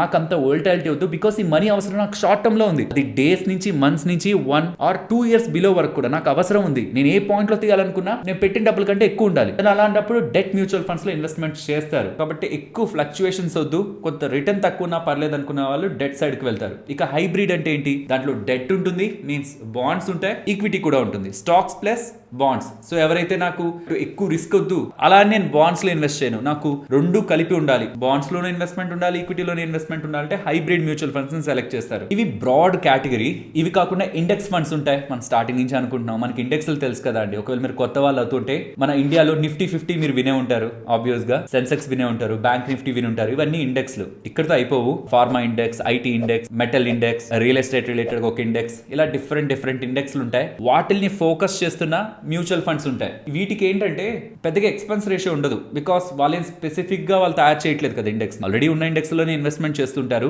ఇక్కడ ఇండెక్స్ అంటే నిఫ్టీ 50, సెన్సెక్స్ వీటిలో ఇన్వెస్ట్మెంట్ చేస్తున్నారంటే అది ఓకే, బికాస్ అక్కడ డైవర్సిఫికేషన్ ఉంటుంది. ఇవి కాక ఒకవేళ మీరు let's say ICICI Prudential Nifty pharma index fund ఉంది, దీంట్లో మీరు ఇన్వెస్ట్మెంట్ చేయాలనుకుంటున్నారు, ఇలా స్పెసిఫిక్ గా ఒక సెక్టార్ కి సంబంధించిన మ్యూచువల్ ఫండ్స్ లో మీరు ఇన్వెస్ట్మెంట్ చేయాలనుకుంటే దెన్ మీకు సైకిల్స్ గురించి అవగాహన ఉండాలి. మీన్స్ కొన్ని సైకిల్స్ ఉంటాయి. ఆటో స్టాక్స్ పెరగడం ఒక సైకిల్ లో ఉంటుంది, పడడం కూడా ఒక సైకిల్ ఉంటుంది. అలాగే మళ్ళీ కొన్ని సంవత్సరాల తర్వాత మళ్ళీ పెరగడం ఉంటుంది. ఈ సైకిల్ ని మీరు అర్థం చేసుకున్నప్పుడు, ఈ మార్కెట్ సైకిల్ ని అర్థం చేసుకొని పీక్ లోకి వెళ్తున్నప్పుడు కొంత ప్రాఫిట్ బుక్ చేసుకుంటూ అగైన్ అది బాటమ్ అవుట్ అగైన్ రివర్సల్ ఉంటున్నప్పుడు మీరు దాన్ని ట్రాక్ చేసి ఎకానమీలో ఉంటున్న కండిషన్స్ ని ట్రాక్ చేసి అగైన్ ఇన్వెస్ట్ చేయగలరు అన్న ఒక థీమ్ మీకు ఐడియా ఉంటే దెన్ సెక్టార్ కి సంబంధించిన మ్యూచువల్ ఫండ్స్ లో ఇన్వెస్ట్ చేయొచ్చు. ఎగ్జాంపుల్ చెప్తాను. వడ్డీ రేట్లు US ఫెడ్ వాళ్ళు ఎప్పుడైతే పెంచడం స్టార్ట్ చేశారో ఆ పాయింట్ వరకు పెరిగిన IT స్టాక్స్ అక్కడి నుంచి కరెక్ట్ అవడం స్టార్ట్ అయ్యాయి. బికాస్ వడ్డీ రేట్లు పెరిగితే గ్లోబల్ గా ఉన్న లిక్విడిటీ ఆర్ మనీ అనేది తగ్గుతుంది, ఎకానమీలో మనీ తగ్గుతుంది. ఎకానమీలో మనీ తగ్గితే పెద్ద కంపెనీస్ అప్పటి వరకు ITR వాళ్ళ టెక్ రిలేటెడ్ గా చేయాలనుకుంటున్న స్పెండింగ్స్ ని, ఇక డబ్బులు ఎకానమీలో తగ్గుతుంటే వాళ్ళకు కూడా వాళ్ళ బిజినెస్ గ్రోత్ అంత పెద్దగా ఉండదు కాబట్టి వాళ్ళకు వచ్చే ఆర్డర్స్ తగ్గుతాయి. కాబట్టి వాళ్ళు టెక్ రిలేటెడ్ గా చేసే స్పెండింగ్స్ ని, బికాస్ టెక్ రిలేటెడ్ గా IT కంపెనీస్ రిలేటెడ్ గా చేసే స్పెండింగ్ మ్యాండేటరీ ఏం కాదు కదా. లైక్ ఒక మ్యానుఫాక్చరింగ్ కంపెనీ ఉంది, నాకు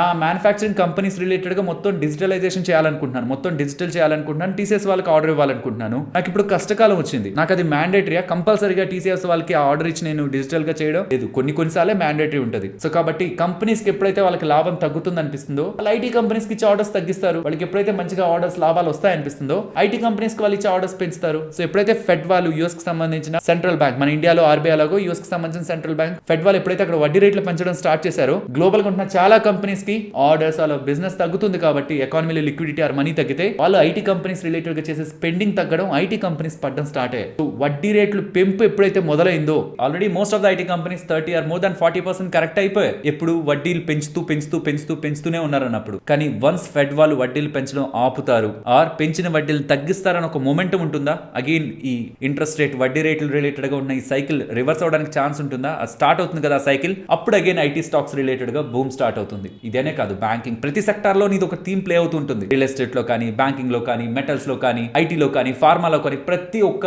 సెక్టార్ కి కూడా సైకిల్స్ ఉంటాయి. ఇక్కడ మీకు ఒక డేటాని స్క్రీన్ పైన ఉంచుతున్నాను, ఒక్కసారి పాస్ చేసి చూడండి. ఈ డేటా నేను అగైన్ అండ్ అగైన్ ఈ వీడియోలో మల్టిపుల్ టైమ్స్ చూపించే ప్రయత్నం చేస్తాను. ఇది ఎందుకు నేను ఇన్నిసార్లు చెప్పాలని ప్రయత్నిస్తున్నానంటే, మీకు ఎందుకు అర్థం కావాలని చూస్తున్నానంటే, దీన్ని బట్టి మనకు ఒకటి అర్థం కావాలి. స్మాల్ క్యాప్ అయినా, మిడ్ క్యాప్ అయినా, లార్జ్ క్యాప్ అయినా, ఈవెన్ గోల్డ్ అయినా, ఏ అసెట్ క్లాస్ అవుతున్నా, ఈవెన్ బాండ్, టీ బిల్స్ మీకు అలా కనిపిస్తున్నాయా? ఈవెన్ అవైనా, ఇక్కడ టీ బిల్స్ అంటున్నా, గవర్నమెంట్ సెక్యూరిటీస్ అన్నా, ఇవన్నీ కూడా గవర్నమెంట్ కి సంబంధించిన డెట్ ఇన్స్ట్రుమెంట్స్. లెస్ డ్యూరేషన్ ఉంటున్న వాటిని టీ బిల్స్ అంటారు, లాంగ్ డ్యూరేషన్ ఉంటున్న వాళ్ళని గవర్నమెంట్ సెక్యూరిటీస్ ఆర్ జీసెక్ అంటారు. మొత్తానికి ఇవన్నీ కూడా మీరు గమనిస్తే ఏవి కూడా కన్సిస్టెంట్ గా ఒక 5-6 సంవత్సరాలు ఒకటేగా పర్ఫామ్ చేయవు. లైక్ గమనించండి, FY 14-15 లో టాప్ గా పర్ఫామ్ చేసిన స్మాల్ క్యాప్ ఇండెక్స్ ఆ తర్వాత వర్స్ట్ గా పర్ఫామ్ చేసింది, ఆల్మోస్ట్ 6% నెగిటివ్ రిటర్న్స్ ఇచ్చింది. సో లాస్ట్ 2 సంవత్సరాల్లో బెటర్ గా పర్ఫామ్ చేసింది. ఈ సంవత్సరం నేను ఇన్వెస్ట్ చేస్తానని ఇన్వెస్ట్ చేసిన వాళ్ళ పరిస్థితి ఏంటి అక్కడ? అంటే ఇన్వెస్ట్ చేసి 6% లాస్ అయింది, ఇంకా పడిపోతుందేమో అక్కడ సెల్ చేస్తే next time 40%, next time 13% return ఇచ్చింది. అగైన్ ఇలా పెరిగింది కదా అని ఇన్వెస్ట్ చేస్తే 12% ఫాల్ అయింది. సో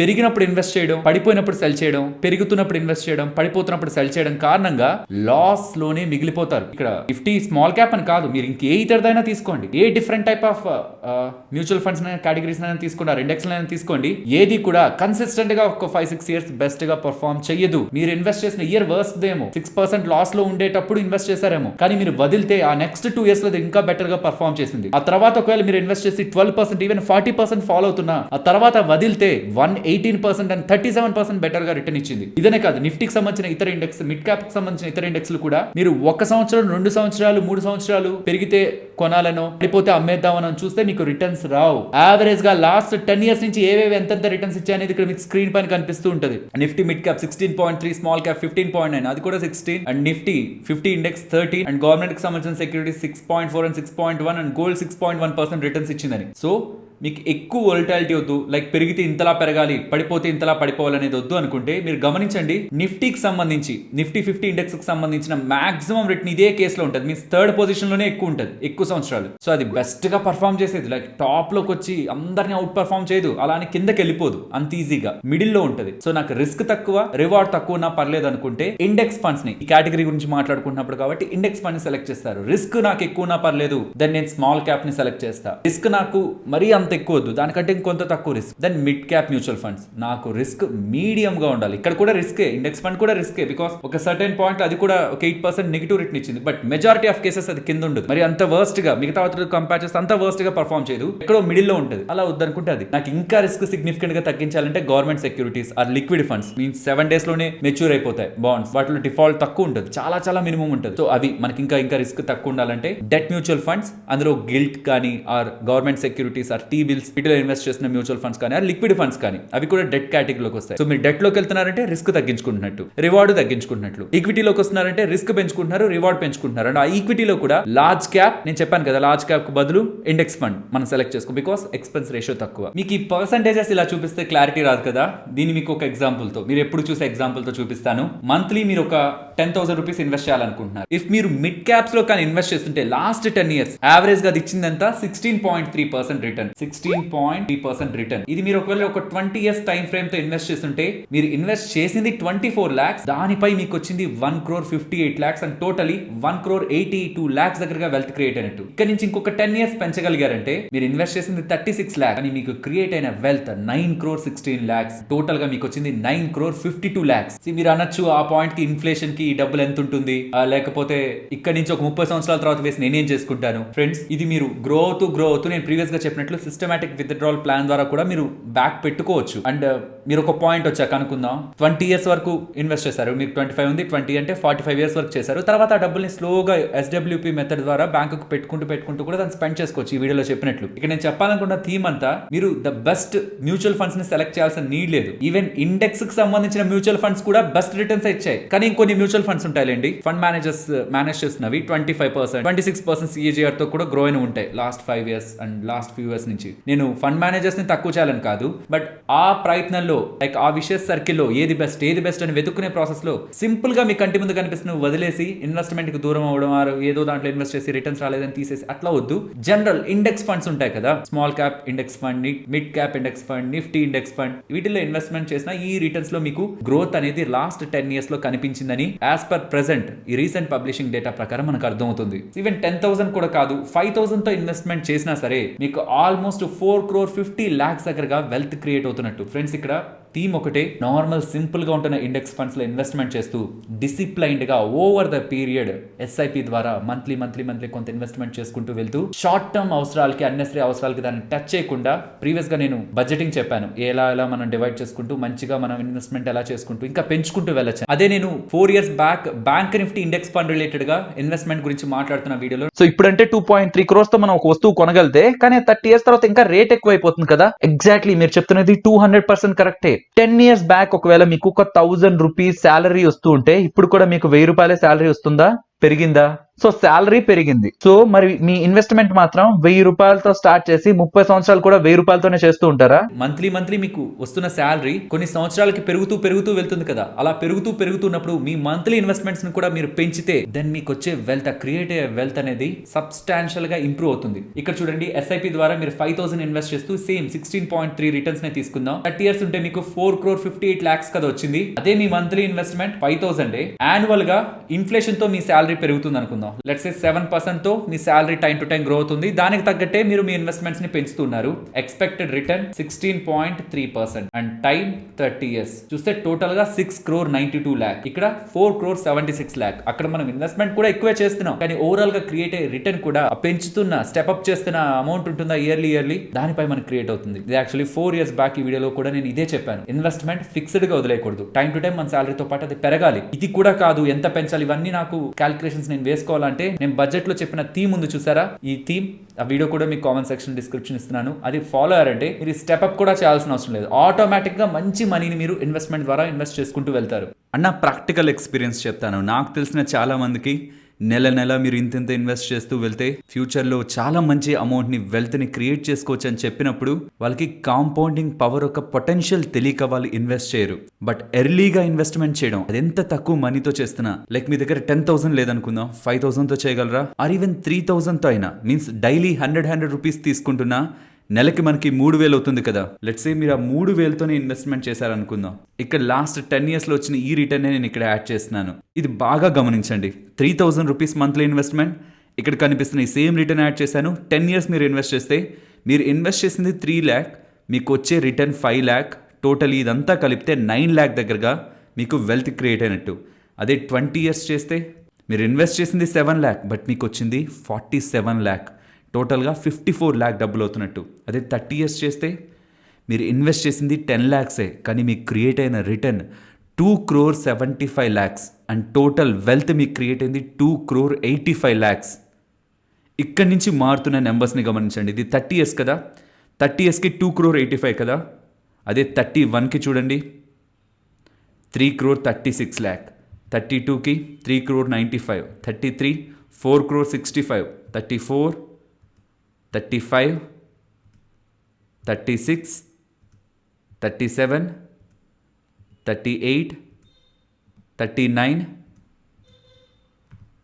40. 10 years బ్యాక్ మీన్స్ 30 yearsకి మీరు క్రియేట్ చేసుకున్న వెల్త్ 2,85 lakhs అయితే, అదే ఇంకొక 10 years దాన్ని వదులుంటే 14,51 lakhs అయ్యేది. ఫ్రెండ్స్, మనలో కొంతమంది ఇన్ఫ్లేషన్, టాక్సెస్ వీటి గురించి వస్తుంది క్వశ్చన్. ఎస్, అది టైం టు టైం పెరుగుతూ ఉంటాయి. ట్యాక్స్లు మనం అమ్మినప్పుడు పే చేయాల్సి వస్తుంది, ఇన్ఫ్లేషన్ ఉంటుంది, ఇదంతా కరెక్టే. మరి విత్ ఇన్ఫ్లేషన్తో పాటు మనకు వస్తున్న జీతం పెరుగుతూ అండ్ మనం ఇన్వెస్ట్ చేసే మనీ కూడా పెంచుకోలేమా? అలాంటప్పుడు ఇన్ఫ్లేషన్ని మనం బీట్ చేయగలం కదా.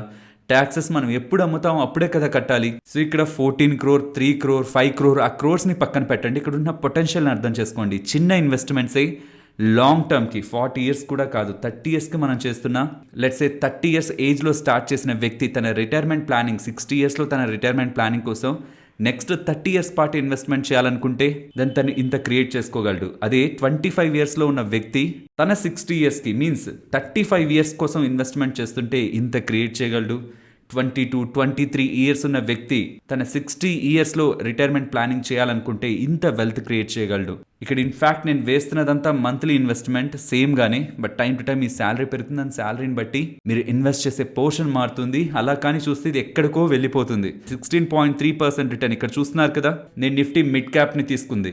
మీరు రెగ్యులర్గా ఇన్వెస్ట్ చేస్తూ లాస్ట్ 10 ఇయర్స్ ఉంటేనే రిటర్న్ వచ్చింది. అడపా లైక్ ఒకసారి ఇన్వెస్ట్ చేసి ఒకసారి విత్డ్రాల్ చేస్తే అలా రాదు. ఇక్కడ ఈ మూడింటిని మనం ప్రొటెక్ట్ చేయాలంటే ఎర్లీ ఏజ్ నుంచి ఇన్వెస్ట్ చేయాలి, కన్సిస్టెంట్గా డిసిప్లైన్డ్గా మార్కెట్లో ఉండాలి, అండ్ మనం పెడుతున్న అమౌంట్ని కూడా మార్కెట్ పడిందని తగ్గించడం, పెరుగుతుందని పెంచడం కాకుండా time to time with our salary పెంచుకుంటూ వెళ్తే దాని అప్పుడు మాత్రమే మనం ఇన్వెస్ట్ చేసిన మనీపై ఒక హ్యూజ్ వెల్త్ ని క్రియేట్ చేసుకోగలం. అల్టిమేట్ గా ఏమైపోతుంది తెలుసా, వారెన్ బఫెట్ గారు కూడా ఇది కోట్ చేశారు. మెజారిటీ ఆఫ్ మీకు బయట మేము మేనేజ్ చేస్తామని చెప్తున్న వాళ్ళందరూ కూడా ఇండెక్స్ ని కూడా బీట్ చేయలేరు. సో అలాంటప్పుడు మోస్ట్ ఆఫ్ ద టైమ్స్ ఎవరు బెస్ట్ అని మీరు వెతకడం కంటే ఇండెక్స్ ఫండ్ లో తక్కువ ఎక్స్పెన్స్ రేషియోతో ఇన్వెస్ట్ చేసుకుంటూ వెళ్ళడం అంత ఎక్కువ థింక్ చేయాల్సిన థింగ్ ఏం కాదు కదా. మళ్ళీ మనం అరే ఇంత ఎక్స్పెన్స్ రేషియో ఇచ్చి వీళ్ళు ఏం పెద్ద పర్ఫార్మ్ చేయట్లేదు అని థింక్ చేయాల్సిన నీడ్ కూడా లేదు. స్టాక్ మార్కెట్ లో కొత్తగా వస్తున్న వాళ్ళు ఏది అర్థం కావట్లేదు అంటున్న వాళ్ళు ఇన్వెస్ట్మెంట్ కి ఒక రూట్ లా చూడొచ్చు. అండ్ కేటగిరీ అయిపోయింది. డివిడెండ్ టైప్ గురించి మాట్లాడుకోవాలి friends. 2 type of mutual funds ఉంటాయి. ఒకటి గ్రోత్, ఇంకొకటి డివిడెండ్. ఐ స్ట్రాంగ్లీ సజెస్ట్ అసలు డివిడెండ్ అనే ఆప్షన్ టచ్ చేయొద్దు. డివిడెండ్ వినడానికి బాగుంటుంది స్టాక్స్ లో, బికాస్ మన బ్యాంక్ అకౌంట్ కి వస్తుంది కదా అని. ఇక్కడ ప్రాబ్లం ఏంటంటే మీరు డివిడెండ్ తీసుకోవడం కారణంగా మీ లాంగ్ టర్మ్ వెల్త్ ఆ కర్వ్ ఉంటుంది చూసారా, వెళ్ళే స్ట్రక్చర్ ఉంటుందా, దాన్ని మీరే కిందకి పుల్ చేసినట్టు డౌన్ సైడ్. మీరు లాంగ్ టర్మ్ విజన్ తో ఇన్వెస్ట్ చేస్తున్న మ్యూచువల్ ఫండ్స్ లో ఇన్వెస్ట్ చేస్తున్న వాళ్ళైతే గ్రోత్ మ్యూచువల్ ఫండ్స్ ని మీరు సెలెక్ట్ చేయాలి. IDCW మంత్లీ, యాన్యువలీ పేఅవుట్స్ ఇలా మీకు కనిపిస్తున్నవి సెలెక్ట్ చేయొద్దు, ఓన్లీ గ్రోత్. సో గ్రోత్ అంటే ఏమవుతుందంటే మీరు ఇన్వెస్ట్ చేస్తుంటారా మ్యూచువల్ ఫండ్, ఆ మ్యూచువల్ ఫండ్ స్టాక్స్ లో ఇన్వెస్ట్ చేస్తుంటుందా, అక్కడి నుంచి వచ్చి ఆ డివిడెండ్ కూడా అగైన్ వాళ్ళు మళ్ళీ ఆ స్టాక్స్ లోనే రీఇన్వెస్ట్ చేస్తూ మీ ఎన్ఏవిని పెంచుతూ ఉంటారు. ఈ డివిడెండ్ ఏంటంటే మీరు మంత్లీ కావాలి, డైలీ కావాలి, వీక్లీ కావాలని అడిగారంటే వాళ్ళు అది మీకు రిటర్న్ ఇచ్చేస్తూ ఆ మ్యూచువల్ ఫండ్ రిలేటెడ్ గా అది మీకు పేమెంట్స్ చేస్తూ దాని రిలేటెడ్ గా మీ ఎన్ఏవి తగ్గిపోతూ ఉంటుంది. ఓవరాల్ గా చూస్తే మీకు ఏదో బ్యాంక్ అకౌంట్ లోకి వస్తున్నట్లు ఉంటుంది. అల్టిమేట్ గా మీ రిటర్న్ వెల్త్ అది తగ్గుతుంది compare with growth. So growth ఆ డివిడెండ్ అంటే గ్రోత్. అండ్ ఇది ఇంపార్టెంట్. డైరెక్టా రెగ్యులరా, నేను ఇది రీసెంట్ గా ఒకటి చాలా సార్లు చెప్పాను. రెగ్యులర్ తీసుకుంటున్నారంటే మీ అంతటే మీరే మీ దగ్గర ఉంటున్న డబ్బుల్ని ఇదిగోండి కమిషన్ రూపంలో తీసుకోమని వాళ్ళకి ఇచ్చేస్తున్నట్లు, మధ్యలో ఉంటున్న మీడియేటర్స్ కి ఇచ్చేస్తున్నట్లు. డైరెక్ట్ తీసుకుంటున్నారంటే నేను ఎవరికి కమిషన్ ఇవ్వను, ఎక్స్పెన్స్ రేషియో మాత్రమే ఇస్తాను. అది మ్యూచువల్ ఫండ్ వాళ్ళకి, ఎందుకంటే నా డబ్బులు మేనేజ్ చేస్తున్నారు కాబట్టి ఎక్స్పెన్స్ రేషియో పోను, మిగిలిన ఏ రిటర్న్ అయితే ఉందో అది నాకే రావాలనుకుంటే మీరు డైరెక్ట్ మ్యూచువల్ ఫండ్ ని సెలెక్ట్ చేయాలి. మీరు ఏ మ్యూచువల్ ఫండ్ సెలెక్ట్ చేసినా, లెట్స్ సే నేను ఇప్పుడు SBI ఫోకస్డ్ ఈక్విటీ ఫండ్ ని సెలెక్ట్ చేస్తున్నాను. ఇది సెలెక్ట్ చేసిన వెంటనే ఇక్కడ గమనించండి, డైరెక్ట్ అనే వర్డ్ కనిపిస్తుందా, గ్రోత్ ఆప్షన్ కనిపిస్తుందా, ఈక్విటీలో ఫోకస్డ్ మీన్స్ సర్టైన్ ఏరియాస్ లోనే వీళ్ళు ఎక్కువగా ఇన్వెస్ట్మెంట్స్ చేస్తూ ఉంటారు. సో నేను సెలెక్ట్ చేసే మ్యూచువల్ ఫండ్ ని లాంగ్ టర్మ్ విజన్ కోసం చేస్తున్నానంటే గ్రోత్ కంపల్సరీ ఉండాలి, డివిడెండ్ ఉండకూడదు, డైరెక్ట్ ఉండాలి, రెగ్యులర్ ఉండకూడదు. ఓకేనా. And even types of mutual funds ఇది కూడా మాట్లాడేసుకుందాం. యాక్టివ్ మ్యూచువల్ ఫండ్స్ ఏంటి, పాసివ్ మ్యూచువల్ ఫండ్స్ ఏంటని. పాసివ్ మ్యూచువల్ ఫండ్స్ అంటే ఏంటంటే మేనేజర్స్ పెద్దగా వర్క్ చేయాల్సిన అవసరం లేదు. క్యాలిక్యులేషన్స్ లైక్ ఏ స్టాక్స్ మంచివి, ఏ స్టాక్స్ చెడ్డవి, ఏ స్టాక్స్ లో ఏ చేంజెస్ వస్తున్నాయి, ఏం వాళ్ళు థింక్ చేయరు. ఏ స్టాక్ ఎలా జరుగుతున్నా నిఫ్టీ 50 ఇండెక్స్ ఫండ్ లో మీరు ఇన్వెస్ట్ చేశారనుకోండి, అదాని స్టాక్స్ లో ఇష్యూ వచ్చింది, నిఫ్టీ 50 లోంచి అదాని స్టాక్స్ తీయనంత వరకు ఇక్కడ మ్యూచువల్ ఫండ్ మేనేజర్ దాన్ని టచ్ చేయడు. ఈవెన్ తనకి ఇష్టం లేకపోతున్నా దాన్ని అలానే ఉంచుతారు. అలా ఏ ఇండెక్స్ లో మీరు ఇన్వెస్ట్ చేస్తున్నా ఇండెక్స్ లో ఉంటున్న వెయిటేజ్ ప్రకారం ఆ ఇండెక్స్ లో ఉంటున్న స్టాక్స్ ని మేనేజర్స్ టచ్ చేయడానికి లేదు. అలాంటప్పుడు అది యాక్టివ్ మ్యూచువల్ ఫండ్ కాదు కదా, పాసివ్ మ్యూచువల్ ఫండ్. అదే యాక్టివ్ మ్యూచువల్ ఫండ్స్ లో మేనేజర్స్ యాక్టివ్ గా వాళ్ళ డెసిషన్స్ తీసుకుంటుంటారు, రీబ్యాలెన్సింగ్ చేస్తూ ఉంటారు. అండ్ మేనేజర్స్ మారారనుకోండి కంప్లీట్ గా పోర్ట్ఫోలియోస్ ని కూడా, చాలా వరకు పోర్ట్ఫోలియోస్ ని కూడా థీమ్ ని మారుస్తూ ఉంటారు. సో ఇవన్నీ యాక్టివ్ మ్యూచువల్ ఫండ్స్ లో జరుగుతాయి. పాసివ్ మ్యూచువల్ ఫండ్ లో ఆ ఫండ్ మేనేజర్ ఉన్నా, ఇంకొక 10 ఫండ్ మేనేజర్స్ మారుతున్నా, ఎవరైనా నిఫ్టీ 50 కదా ఫాలో అవ్వాలి. యాక్టివ్ అంటే యాక్టివ్ గా చేంజెస్ చేస్తూ మ్యూచువల్ ఫండ్ ని రన్ చేస్తున్నవి active mutual funds. Passive mutual funds పెద్దగా యాక్టివిటీ ఉండదు, ఇండెక్స్ ని ఫాలో అవుతుంటాయి. కాబట్టి వీటిలో ఎక్స్పెన్స్ రేషియో తక్కువ, వీటిలో ఎక్స్పెన్స్ రేషియో ఎక్కువ ఉంటుంది. జస్ట్ ఒక నాలెడ్జ్ కోసం అంతే, కానీ దీన్ని బట్టి సెలక్షన్ ప్రాసెస్ ఏం మనకి మారదు. And ELSS type mutual funds కూడా ఉంటాయి. ELSS అంటే మనకి ట్యాక్స్ సేవింగ్ మ్యూచువల్ ఫండ్స్ అంటారు. సెక్షన్ 80C కింద 1,50,000 వరకు మీరు ఈ ELSS మ్యూచువల్ ఫండ్స్ లో ఇన్వెస్ట్మెంట్ చేస్తే దాని మీకు ట్యాక్స్ ఎగ్జంప్షన్ ఉంటుంది. బట్ ఇందులో ఇన్వెస్ట్ చేసిన మనీకి 3 year లాక్ ఇన్ ఉంటుంది. సో ఎవరైనా నేను ఇన్వెస్ట్ చేస్తాను, అది నేను ఈజీగా మళ్ళీ విత్డ్రాల్ చేస్తాను, అలా నేను చేయకూడదు, నా చేతిలో కట్టేసుకోవాలి అంటే మీరు ELSS మ్యూచువల్ ఫండ్స్ లో వేసేయండి. మీకు ట్యాక్స్ బెనిఫిట్ ఉన్నా లేకపోతున్నా దాంట్లో వేసేసారంటే 3 years లాక్ ఇన్ అయిపోతుంది. అండ్ ELSS లో కూడా డిఫరెంట్ మ్యూచువల్ ఫండ్స్ ఉంటాయి. సో మీరు జస్ట్ ELSS అని సర్చ్ చేశారనుకోండి మీ ప్లాట్ఫామ్ లో, ఇక్కడ మీకు ELSS కి సంబంధించిన మ్యూచువల్ ఫండ్స్ అన్ని వస్తాయి. అగైన్ గ్రోత్ ఆప్షన్ ని మనం సెలెక్ట్ చేయాలి, డైరెక్ట్ మ్యూచువల్ ఫండ్స్ ని సెలెక్ట్ చేయాలి. ELSS లో రిలేటెడ్ గా కూడా ఇన్వెస్ట్మెంట్స్ చేస్తున్న వాళ్ళు ఎక్స్పెన్స్ రేషియోని కొంత కంపేర్ చేసుకొని అండ్ రిటర్న్స్ ని కంపేర్ చేసుకోండి. 3 years లాక్ ఇన్ ఉంటుందన్న విషయాన్ని గుర్తుంచుకోండి. అండ్ ఎన్ని మ్యూచువల్ ఫండ్స్ లో ఇన్వెస్ట్మెంట్ చేయాలి ఫ్రెండ్స్? కామన్ గా చేసే మిస్టేక్ ఏంటో తెలుసా? ఒక లార్జ్ క్యాప్ మ్యూచువల్ ఫండ్ లో వేస్తారు, ఇంకొకటి బ్లూ చిప్ అంటారు, ఇంకొకటి ఫోకస్డ్ అంటారు, ఫ్లెక్సీ అంటారు, మల్టీ క్యాప్ అంటారు, ఇలా చాలా వాటిలో వేసేస్తారా? తీరా పోయి చూస్తే అన్ని మ్యూచువల్ ఫండ్స్ కూడా ఎక్కువ లార్జ్ క్యాప్ లో ఇన్వెస్ట్ చేస్తుంటాయి. ఆ లార్జ్ క్యాప్స్ లో కూడా పర్టికులర్ గా కొన్ని స్టాక్స్ లో ఇన్వెస్ట్ చేస్తుంటాయి. సో మనం డైవర్సిఫికేషన్ అనే పేరుతో ఎక్కడెక్కడ రిటర్న్స్ వచ్చాయి, ఎవరెవరు చెప్తున్నారు వాళ్ళు ఇది వేశారు వీళ్ళు ఇది వేశారు అని అన్నిట్లో ఇన్వెస్ట్ చేస్తే తీరా చూస్తే అవన్నీ ఇన్వెస్ట్ చేసినంత ఒకటే దగ్గరే ఉంటుంది. Over lapping. మీరు చేసిన 4 mutual funds, 4 different mutual funds invest చేసినంత లార్జ్ క్యాప్ లోనే అనుకోండి 60-70%. దాని యూజ్ ఉంది. దాని బదులు ఇండెక్స్ ఫండ్ లేకపోతే లార్జ్ క్యాప్ లో ఒక ఫండ్ లోనే ఎక్కువ డబ్బులు పెట్టుకోవచ్చు కదా. అన్ని ఫండ్స్ అన్ని ఎక్స్పెన్స్ రేషియోస్ డిఫరెంట్ గా ఒక్కొక్క దానికి ఎక్కువ ఉండొచ్చు. సో ఓవర్ డైవర్సిఫికేషన్ వద్దు. కేటగిరీ ప్రకారం డివైడ్ చేసేయండి. ఫస్ట్ లార్జ్ క్యాప్ లో ఎంత మీ అసెట్స్ లో మీరు ఇన్వెస్ట్ చేయాలనుకుంటున్నారు, లార్జ్ క్యాప్ మ్యూచువల్ ఫండ్స్ లో ఎంత పెట్టాలనుకుంటున్నారు, అందులో మిడ్ క్యాప్ లో ఎంత పెట్టాలనుకుంటున్నారు, స్మాల్ క్యాప్ లో ఎంత పెట్టాలనుకుంటున్నారు, ఫ్లెక్సీ ఆర్ మల్టీ క్యాప్ లో ఇన్వెస్ట్ చేసినప్పుడు అవి ఎక్కువగా లార్జ్ క్యాప్ లోనా, మిడ్ క్యాప్ లోనా, స్మాల్ క్యాప్ లోనా, ఎక్కడ ఇన్వెస్ట్ చేస్తున్నాయి? సో ఒకవేళ స్మాల్ క్యాప్ లోనో మిడ్ క్యాప్ లోనో ఎక్కువ ఇన్వెస్ట్ చేస్తుంటే దాని మిడ్ క్యాప్ రిలేటెడ్ గా మీరు చేస్తున్న ఇన్వెస్ట్మెంట్ ఇక్కడ తగ్గించుకోవాల్సి వస్తుంది. కంప్లీట్ గా దాని ఒక మిడ్ క్యాప్ ఫండ్ లా చూడాల్సి వస్తుంది. ఇలా డిఫరెంట్ థీమ్స్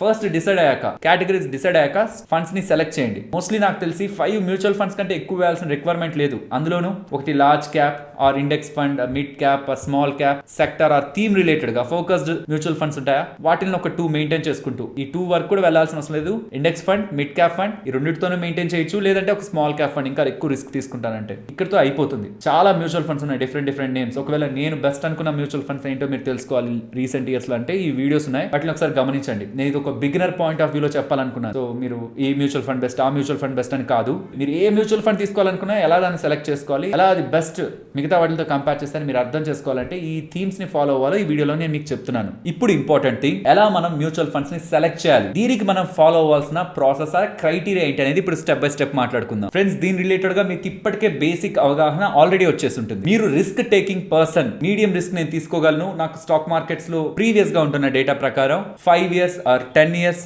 ఇంకా మంచిది 15 ఇయర్స్, మీరు 20 ఇయర్స్ పైబడి కూడా ఇన్వెస్టెడ్ గా ఉంటే, అలా ఉన్న వాళ్ళకి మెజారిటీ కేసెస్ లో మార్కెట్ రిటర్న్స్ ని, మంచి రిటర్న్స్ ని ఇచ్చింది అని మీరు నమ్ముతూ నేను దానికి తగ్గ రిస్క్ కూడా తీసుకుంటాను. ఒకవేళ మార్కెట్ నాకు పెద్దగా పర్ఫార్మ్ చేయని టైంలో నేను విత్డ్రాల్ చేయాలనుకున్నా, ఆర్ నేను తీసే పాయింట్ కి మార్కెట్ కరెక్ట్ అయినా, ఇవన్నీ కూడా నాకు అర్థం అవుతాయి, నేను తీసుకోగలను అనుకున్నప్పుడు దెన్ ఈక్విటీకి సంబంధించిన మ్యూచువల్ ఫండ్స్ లో ఇంకా ఫర్దర్ మీ రిస్క్ ని బట్టి నేను ఆ రిస్క్ తీసుకుంటాను. బట్ అంతకు మించి ఓవర్ రిస్క్ నాకు వద్దనుకుంటే లార్జ్ క్యాప్, నేను చెప్పాను కదా లార్జ్ క్యాప్ బదులు ఇండెక్స్ ఫండ్స్ లో వేసుకుంటాం. లేదు ఇంకొంచెం రిస్క్ పెంచుతానంటే మిడ్ క్యాప్, ఇంకా రిస్క్ పెంచుతానంటే స్మాల్ క్యాప్. ఇలా మీరు ఏ కేటగిరీ ఫండ్ ని సెలెక్ట్ చేసుకోవాలో మీరు అర్థం చేసుకున్న తర్వాత రిస్క్ ని బట్టి మనం ఈ కాయిన్ లాంటి నార్మల్ ఇన్వెస్టింగ్ వెబ్సైట్స్ కాకుండా ఇంక different websites like money control ని కానీ ఆర్ వాల్యూ రీసెర్చ్ ఆన్లైన్ ని కానీ మనం అనాలిసిస్ కోసం యూజ్ చేయాల్సి ఉంటుంది. ఫ్రెండ్స్ వాల్యూ రీసెర్చ్ ఆన్లైన్ లోకి మీరు వచ్చారంటే మీకు మల్టిపుల్ బై ఆప్షన్స్ చూపిస్తుంది. పెయిడ్ సబ్స్క్రిప్షన్ తీసుకోమంటుంది, లేకపోతే హ్యాండ్ పిక్ చేసిన మ్యూచువల్ ఫండ్స్ ఉన్నాయి 999 పెట్టి తీసుకోమంటుంది. అది టైం టు టైం మీ దగ్గర నుంచి చార్జ్ చేస్తుంటారు. నేను చెప్పాలనుకుంటుంది ఒకటే, స్టాక్స్ లో డైరెక్ట్ ఇన్వెస్ట్మెంట్ ఎందుకు అని మ్యూచువల్ ఫండ్స్ లోకి వస్తారు చాలా వరకు. కానీ ఇక్కడికి వచ్చాక జరిగే ప్రాబ్లం ఏంటంటే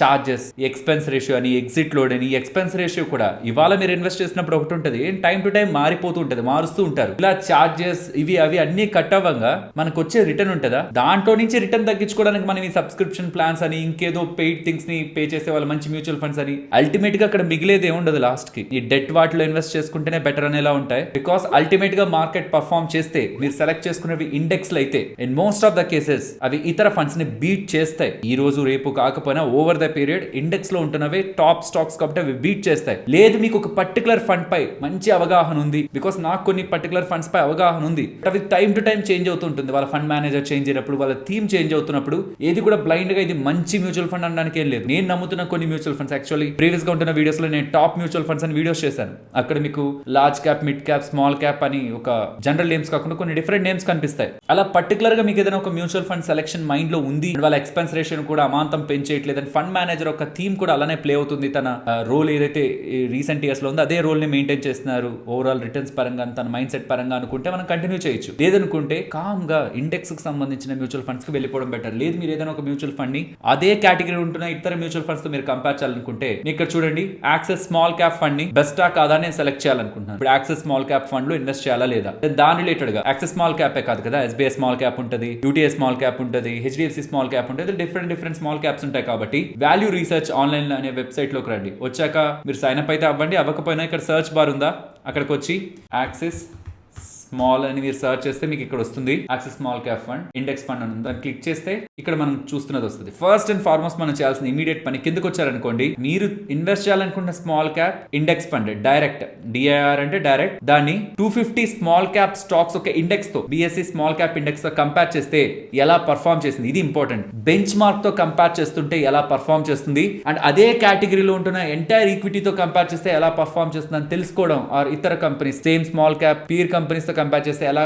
పర్ఫార్మ్ చేస్తుందని తెలుసుకోవడం చాలా చాలా important. So index and entire ఈ స్మాల్ క్యాప్ రిలేటెడ్ ఉన్న ఈక్విటీతో కంపేర్ చేస్తే మీ మ్యూచువల్ ఫండ్ ఎలా పర్ఫార్మ్ చేస్తుందనే తెలుసుకొని దీనికంటే బెటర్ గా ఇతరులు పర్ఫార్మ్ చేశారా, హెచ్డిఎఫ్సి వాళ్ళు కానీ ఐసిఐసిఐ వాళ్ళు కానీ ఎస్బీఐ వాళ్ళు కానీ ఇదే కేటగిరీలో బెటర్ గా పర్ఫార్మ్ చేశారా అని చూస్తే ఇక్కడతోనే మీకు ఒక అవగాహన వస్తుంది. ఈ సెలక్షన్ ప్రాసెస్ లోనే లెట్స్ సే ఒక మ్యూచువల్ ఫండ్ వాళ్ళు 15% గ్రోత్ ని తీసుకొచ్చారు, ఇంకొక మ్యూచువల్ ఫండ్ వాళ్ళు ఓవర్ ద 3 years చూసారనుకుందాం, మీరు 5 years చూస్తున్నారు అనుకుందాం రిటర్న్స్ ని, ఒకరు 15% తీసుకొచ్చారు, ఇంకొకరు 20% తీసుకొచ్చారు. కానీ 20% తీసుకొచ్చిన వాళ్ళు వీళ్ళ ఎక్స్పెన్స్ రేషియో కంటే ఎక్కువ ఎక్స్పెన్స్ రేషియో అడుగుతున్నారు, ఎక్కువ చార్జెస్ అడుగుతున్నారు. సో ఎక్స్పెన్స్ రేషియో ఉంటే మనం అవాయిడ్ చేయాలి, దీనికంటే ఇది ఎక్స్పెన్స్ రేషియో ఎక్కువ ఉంది కాబట్టి ఇదే సెలెక్ట్ చేసుకుంటాను అని అనుకోవద్దు. ఎక్స్పెన్స్ రేషియో ఉంటున్నా ఫండ్ మేనేజర్ బెటర్ గా పర్ఫార్మ్ చేస్తున్నాడు కాబట్టి ఫండ్స్ ని, ఇది యాక్చువల్లీ ఇండెక్స్ ఫండ్స్ లో మీకు ఇంత డిఫరెన్స్ రాదు, ఈ రిటర్న్స్ రిలేటెడ్ గా ఇతర మ్యూచువల్ ఫండ్స్ లో వస్తుంది. సో ఎక్స్పెన్స్ రేషియో ఉంటున్నా బెంచ్ మార్క్ రిటర్న్స్ ని బీట్ చేస్తూ ఈ ఎక్స్పెన్స్ రేషియో తక్కువ ఉన్న దానికంటే అవుట్ పర్ఫార్మ్ చేస్తుంది అనుకుంటే దెన్ ఆ మ్యూచువల్ ఫండ్స్ లో ఇన్వెస్ట్మెంట్ చేయడం కూడా ఒక ఆప్షన్ లో మనం చూడాలి. అండ్ ఇది కూడా ఏదైనా ఒక పర్టికులర్ మ్యూచువల్ ఫండ్ లో మీరు ఇన్వెస్ట్మెంట్ చేస్తున్నారు, ఈ రీసెంట్ లాస్ట్ ఒక 7-8 years నుంచి చాలా బెస్ట్ గా పర్ఫార్మ్ చేసింది ఫండ్, మీరు అది నమ్మి ఇన్వెస్ట్ చేస్తున్నారు. దీని ఇక్కడ మీరు గుర్తుంచుకోవాల్సిన విషయం ఏంటో తెలుసా,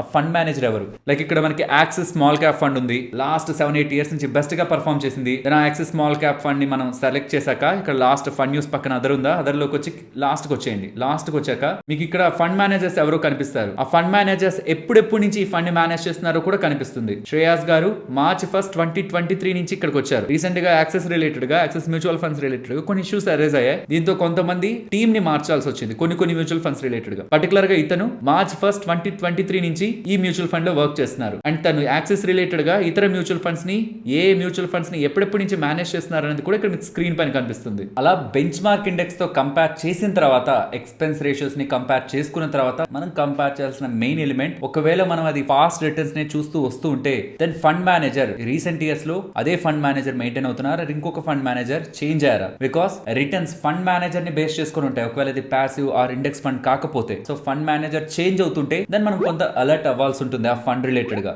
సో ఇన్వెస్ట్ చేసినప్పుడు ఫండ్ మేనేజర్ ఒక ఇంపార్టెన్స్ ని కూడా అర్థం చేసుకోవాలి. ఇవి కాక కొన్ని టర్మ్స్ ఉంటాయి. మీరు మ్యూచువల్ ఫండ్ రిలేటెడ్ గా సెలెక్ట్ చేసుకున్న తర్వాత ఇక్కడ రిస్క్ దగ్గర ఉందా, అది క్లిక్ చేశారంటే మీన్ రిటర్న్ నార్మల్ గా మనకు ఐడియా ఉన్నది. తర్వాత standard deviation, alpha, beta, Sharpe percentage ని మీరు అర్థం చేసుకోవడానికి ప్రయత్నించండి. ఫస్ట్ స్టాండర్డ్ డీవియేషన్, ఇది ఒక ఎగ్జాంపుల్ తో చూద్దాం. నాకు 15% రిటర్న్ వచ్చింది, స్టాండర్డ్ డీవియేషన్ 2% అని చెప్పాను అనుకోండి, దాని మీనింగ్ 15 + 2 నా ఓవరాల్ రేంజ్ అనమాట. రీసెంట్ టైమ్స్ లో మీన్స్ 15 - 2 ఎంత 13, 15 + 2 ఎంత 17. సో 30 నుంచి 17% ఇన్ బిట్వీన్ నా ఓవరాల్ గా రీసెంట్ టైమ్స్ లో రిటర్న్ రొటేట్ అవుతూ ఉంది. ఓవరాల్ గా నాకు వచ్చింది 15, కానీ లోయెస్ట్ 13 కూడా వెళ్ళుంటుంది నేను యావరేజ్, హైయెస్ట్ 17 కూడా వెళ్తుంది. ఇది మనకు స్టాండర్డ్ డీవియేషన్ చెప్తుంది. స్టాండర్డ్ డీవియేషన్ ఇతర వాటితో కంపేర్ చేస్తే మనకి ఎక్కువ ఉంది అనుకోండి, లైక్ ఇండెక్స్ కంపేర్ చేస్తున్నారు, ఎంటైర్ కేటగిరీ కంపేర్ చేస్తున్నా, మన మ్యూచువల్ ఫండ్ కి స్టాండర్డ్ డీవియేషన్ ఎక్కువ ఉందంటే దాని ప్రిడిక్టబిలిటీ తక్కువ ఉందని. ఒక టైం కి బాగా పడిపోతుంది, ఒక టైం కి బాగా పెరిగిపోతుంది, మనం తీయాలనుకున్నప్పుడు ఎక్కడ ఉంటుందో తెలియదు కదా. ప్రిడిక్టబిలిటీ స్టాండర్డ్ డీవియేషన్ ఎక్కువ ఉందంటే దాని రిస్క్ ఎక్కువ తీసేసుకుంటున్నాం అని కాదు, ప్రిడిక్టబిలిటీ తక్కువ అయిపోతుందని. కిందకి ఎక్కువ మూవ్ అవుతుంది, స్వింగ్ అయిపోతుంది కిందకి అండ్ ఈవెన్ పైకి, ఇలా డిఫరెంట్ గా మూవ్ అవుతుందని విత్ స్టాండర్డ్ డీవియేషన్ మనం అర్థం చేసుకోవాలి. నెక్స్ట్ ఆల్ఫా,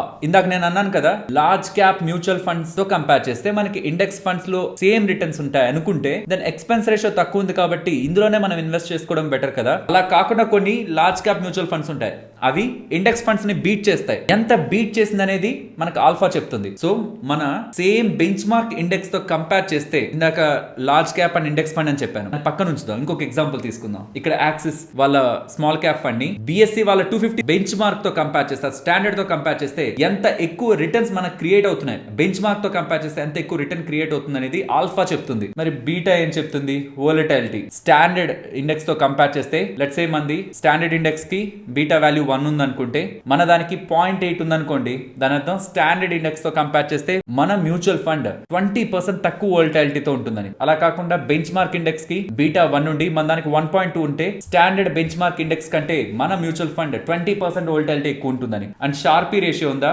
దీని మీనింగ్ పెడుతున్న రిస్క్ కి ఎంత రివార్డ్ ఆ మ్యూచువల్ ఫండ్ తీసుకొస్తుంది కంపేర్డ్ విత్ ఇండెక్స్ లో పెడుతున్న రిస్క్ వస్తున్న రివార్డ్ కి మనం తీసుకున్న మ్యూచువల్ ఫండ్ లో పెడుతున్న రిస్క్ కి వస్తున్న రివార్డ్ కి ఇది కంపారిజన్ అన్నమాట. ఇది ఎక్కువ ఉందంటే దాని మీనింగ్ రిస్క్ తీసుకుంటూ ఇంకా better returns compared with benchmark index తీసుకొస్తున్నారని. సో అగైన్ మీరు లార్జ్ క్యాప్ లో ఉన్న మ్యూచువల్ ఫండ్ కి స్మాల్ క్యాప్ లో ఉన్న మ్యూచువల్ ఫండ్ కి ఇవి కంపేర్ చేసుకోకూడదు. అదే కేటగిరీలో ఉంటున్న మ్యూచువల్ ఫండ్స్ తో కంపేర్ చేసినప్పుడే సేమ్ బెంచ్ మార్క్ ఉంటుంది కాబట్టి, సేమ్ ఇండెక్స్ ఉంటుంది కాబట్టి S&P BSE 250 small cap benchmark ఒకటే ఉండాలి. సో దట్ అప్పుడే మనకి alpha beta Sharpe and standard deviation ఇవి వర్క్ అవుతాయి. సో ఒక కేటగిరీ ఆఫ్ మ్యూచువల్ ఫండ్ ని ఇంకో కేటగిరీ ఆఫ్ మ్యూచువల్ ఫండ్ ని ఎప్పుడు కంపేర్ చేయకూడదు. ఈ ఎక్స్పెన్స్ రేషియోస్ పరంగా, రిటర్న్స్ పరంగా, general things like exit load పరంగా వీటి పరంగా కంపేర్ చేయొచ్చు. కానీ టెక్నికల్ టర్మ్స్ ని మాత్రం సేమ్ కేటగిరీలో ఉంటున్న మ్యూచువల్ ఫండ్స్ కే మనం కంపేర్ చేయాలి. ఇప్పుడు మీరు అంతా విన్నారు, మీరు అంతా అర్థం చేస్తున్నారు, కాన్సెప్ట్స్ అంతా మైండ్ లో ఉన్నాయి. స్టిల్ మీకు ఇంకా ఈ డౌట్ ఉంటుంది, ఓకే ఇప్పుడు నేను బెస్ట్ మ్యూచువల్ ఫండ్ సెలెక్ట్ చేయాలంటే ఏవేవో తెలుసు కాబట్టి నేను వెళ్ళి అన్ని మ్యూచువల్ ఫండ్స్ ని సర్చ్ చేసేస్తానని. ఫ్రెండ్స్ అగైన్ చెప్తున్నాను కదా, మార్కెట్ లో సింపుల్ థింగ్స్ ఎప్పుడు వర్క్ అవుతాయి. ఇండెక్స్ రిలేటెడ్ ఉంటున్న మ్యూచువల్ ఫండ్స్, లో ఎక్స్పెన్స్ రేషియో ఉంటున్న మ్యూచువల్ ఫండ్స్, కామ్ గా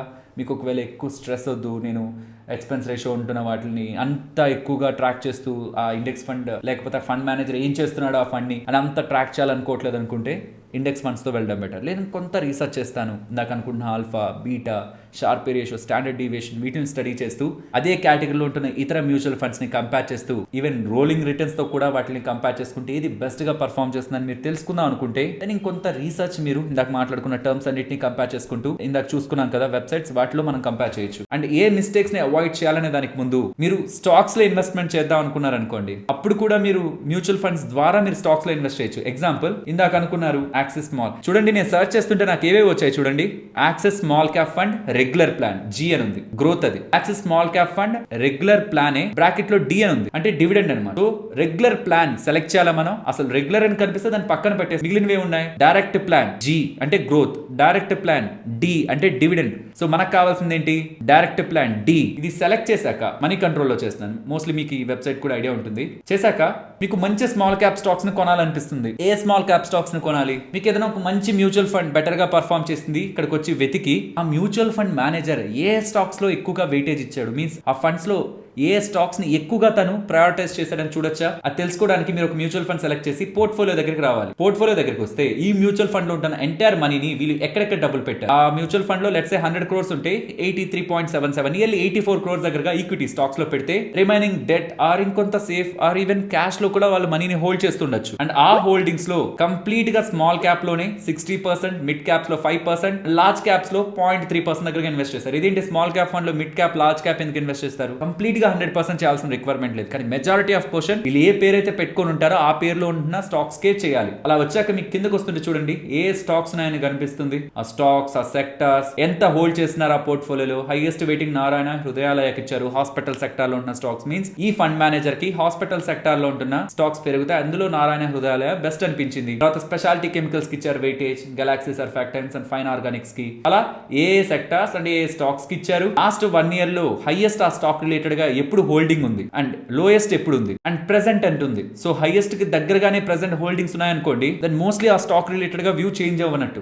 సో హైయెస్ట్ కంటే కూడా ఇప్పుడు చాలా తగ్గిపోతూ ఉంది అనుకోండి, దాని తన వ్యూ మారుతూ ఆ స్టాక్ రిలేటెడ్ గా వెయిటేజ్ తగ్గించుకుంటూ వస్తున్నట్లు. సో ఇలా స్టాక్స్ ని స్పెసిఫిక్ గా స్టడీ చేయాలనుకుంటున్నప్పుడు త్రూ మ్యూచువల్ ఫండ్స్ ద్వారా కూడా మీరు ఏ స్టాక్స్ లో ఎక్కువ రీసెర్చ్ చేయొచ్చు అనేది కూడా త్రూ మ్యూచువల్ ఫండ్స్ మీరు అర్థం చేసుకోవచ్చు. ఇప్పుడు మ్యూచువల్ ఫండ్ సెలక్షన్ లో బిగినర్స్ చేసే మిస్టేక్స్ అండ్ మీరు అవాయిడ్ చేయాల్సిన మిస్టేక్స్ గురించి మాట్లాడుకుందాం. కాన్సెప్ట్స్ అన్ని తెలిసాయి కాబట్టి ఇవి సింపుల్ గా చెప్పేసుకోవచ్చండి. First the రెగ్యులరా డైరెక్టా. ఒకవేళ మీరు బిగినర్ ఆర్ మీకు తెలిసిన ఫ్రెండ్స్ ఎవరైనా మ్యూచువల్ ఫండ్స్ వేస్తుంటే అడగండి ఒకసారి మ్యూచువల్ ఫండ్స్ చూపించమని. చూపించి అందులో రెగ్యులర్ మ్యూచువల్ ఫండ్స్ ఉంటే క్లియర్ గా చెప్పండి వాళ్ళకి రెగ్యులర్ మ్యూచువల్ ఫండ్స్ లో ఎక్కువ కమిషన్ పడిపోతుందని. ఇక్కడే నేను మీకు చూపిస్తాను. యాక్సిస్ మ్యూచువల్ ఫండ్ ఉందా, యాక్సిస్ స్మాల్ క్యాప్. మనం రెగ్యులర్ ప్లాన్ గ్రోత్ లో ఎంత ఎక్స్పెన్స్ రేషియో ఉందో ఫస్ట్ చూద్దాం. 1.95 మీన్స్ మీరు 10,000 రూపీస్ పెడితే 195 రూపీస్ దగ్గరగా పర్ ఇయర్ మీకు ఎక్స్పెన్స్ రేషియోకే పోతుంది. ఒకసారి కాదు కదా, పెద్ద అమౌంట్ పెడతారు, పెద్ద లెవెల్లో మీకు ఎక్స్పెన్స్ రేషియో పోతూ ఉంటే వేస్ట్ కదా. Same returns axis small cap direct regular కాకుండా డైరెక్ట్ గ్రోత్ ప్లాన్ లో 0.54% ఉంది. 0.54% ఎక్కడ,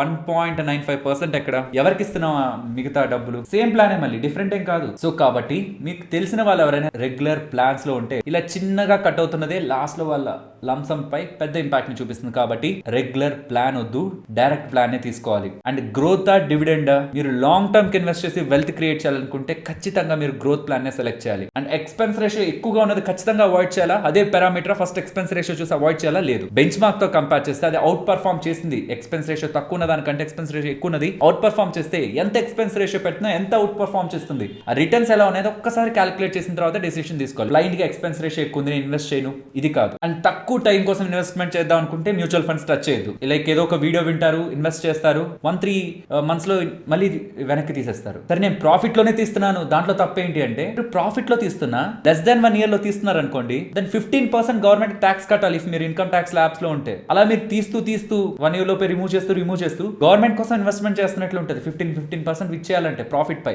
మొత్తం క్యాపిటల్ పై కాదు, వచ్చిన ప్రాఫిట్ పై 15%. అదే 1 year తర్వాత మీరు తీస్తే 1 lakh వరకు ఎటువంటి ట్యాక్స్ ఉండదు, అండ్ దానిపై 10% కదా మనకి ట్యాక్స్. అసలు 1 year తర్వాత కూడా తీయాల్సిన రిక్వైర్మెంట్ మ్యూచువల్ ఫండ్స్ ఏంటి, వాళ్ళకి ఎక్స్పెన్స్ రేషియో పే చేసుకుంటూ మనం పెడుతున్నాం అంటే ఒక రీజన్ ఉండాలి మనకి. ఒక గోల్, నేను కార్, ఇల్లు, పిల్లల పెళ్లి, వరల్డ్ టూర్, ఆర్ నేను రిటైర్మెంట్ కోసం మంచిగా ప్లాన్ చేసుకోవాలనుకుంటున్నాను, ఇలాంటిది ఏదో ఒక ప్లానింగ్ ఉన్నప్పుడు మీరు ఇన్వెస్ట్ చేసిన మనీని షార్ట్ టర్మ్ లో తీయదు. అసలు షార్ట్ టర్మ్ లో తీయాల్సి వచ్చే వాటిని లిక్విడ్ ఫండ్స్ ఆ డెట్ రూట్ లో ఇన్వెస్ట్ చేసుకోండి, ఈక్విటీలో టచ్ చేయొద్దు. ఫండ్ మేనేజర్ గురించి కొంత ట్రాక్ చేయాలండి. ఇది ఎవరు పట్టించుకోరు కానీ అసలు ఆ ఫండ్ మేనేజర్ ఎవరు, మనం చేస్తున్నదే 1-2 మ్యూచువల్ ఫండ్స్ అనుకోండి, అసలు ఆ ఫండ్ మేనేజర్ ఎవరు, తను ఎంత ఇన్వెస్ట్ చేశాడు, తను ఎంత అసెట్ అండర్ మేనేజ్మెంట్ మీన్స్ తన అండర్ లో ఎన్ని మ్యూచువల్ ఫండ్స్ ఉన్నాయి అండ్ వాటికి రిలేటెడ్ గా తను ఎంత ఫండ్స్ ని మేనేజ్ చేస్తున్నాడు. వీటిని స్టడీ చేయడం ద్వారా మీకు ఏమర్థం అవుతుందంటే తను వేటి ద్వారా అయితే ఏ ఫండ్స్ అయితే తను మేనేజ్ చేస్తున్నాడో ఆ ఫండ్స్ యొక్క పర్ఫార్మెన్స్ ఎలా ఉంది, అలా తన అండర్ లో ఉన్న ఫండ్స్ అన్ని కూడా తన అండర్ లో ఎలా పర్ఫార్మ్ చేస్తూ వచ్చాయి, బెంచ్ మార్క్ తో కంపేర్ చేస్తే అదే సెగ్మెంట్ లో ఉంటున్న ఇతరులతో కంపేర్ చేస్తే ఎలా పర్ఫార్మ్ చేస్తూ వచ్చాయని మీకు అర్థం అవుతుంటే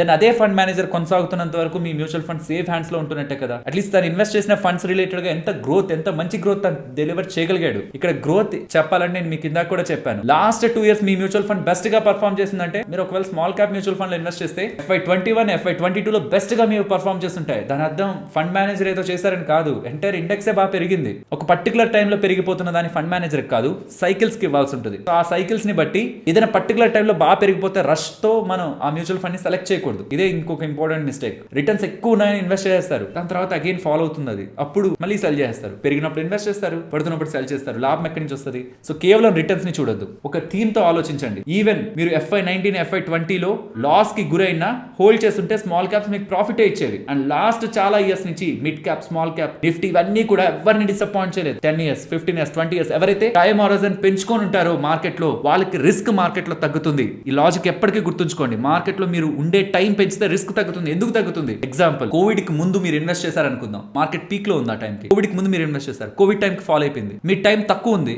మీన్స్ కోవిడ్ టైం ముందు ఇన్వెస్ట్ చేశారు, 1-2 years లో తీసేయాలనుకుంటున్నారు, వెయిట్ చేశారు, మార్కెట్ లోకి వెళ్తుంది, అక్కడి నుంచి కొంచెం పెరిగింది, మీకు డబ్బులు అవసరం ఉంది, మళ్ళీ పడిపోతుందేమో భయంతో మీరు తీసేస్తారు. మీకు అసలు డబ్బులే అవసరం లేదు. ఇంకా చెప్పాలంటే మీరు నెలలా ఇన్వెస్ట్ చేసే పర్సన్, దెన్ ఈవెన్ పడినా మీకు ఆ డబ్బులు అవసరం లేదు కాబట్టి దాన్ని అలా వదిలేస్తారు, ఆ టైం కి అలా వదిలేస్తారు. తర్వాత మార్కెట్ పెరిగింది, కోవిడ్ టైం తర్వాత మార్కెట్ కోవిడ్ టైం ముందున్న దానికంటే ఇంకా ఎక్కువ పెరిగింది, దెన్ అప్పుడు టైం పెంచుకోవడం కారణంగా ముందుగా తీసేసిన వ్యక్తి కంటే ఎక్కువ టైం ఉండడం కారణంగా మార్కెట్ లో రిటర్న్ సంపాదించినట్లేనా? ఇది ఇంకో ఎగ్జాంపుల్ తో చూపిస్తాను నిఫ్టీతో. సో మార్కెట్ లో ఈ పాయింట్ లో ఎవరైనా ఇన్వెస్ట్ చేశారు, వెయిట్ చేశారు, ఇక్కడ వరకు పెద్ద రిటర్న్స్ రాలేదు, సడన్ గా ఫాలో అయిపోయేసరికి తనకి షార్ట్ టర్మ్ లో అవసరం ఉండడం ద్వారా కొంచెం పెరగగానే ఇక్కడ 5% or 6% లాస్ తో బయటకు వచ్చేసిన వ్యక్తికి నాకు అసలు డబ్బులతో నీడే లేదు, షార్ట్ టర్మ్ లో నేను వెయిట్ చేస్తాను, మార్కెట్ టైం ఇస్తానంటే మార్కెట్ ఇప్పుడు ఇంత రిటర్న్స్ ఇచ్చిన వ్యక్తికి తేడా ఉందా లేదా? ఇద్దరికి తేడా ఏంటి?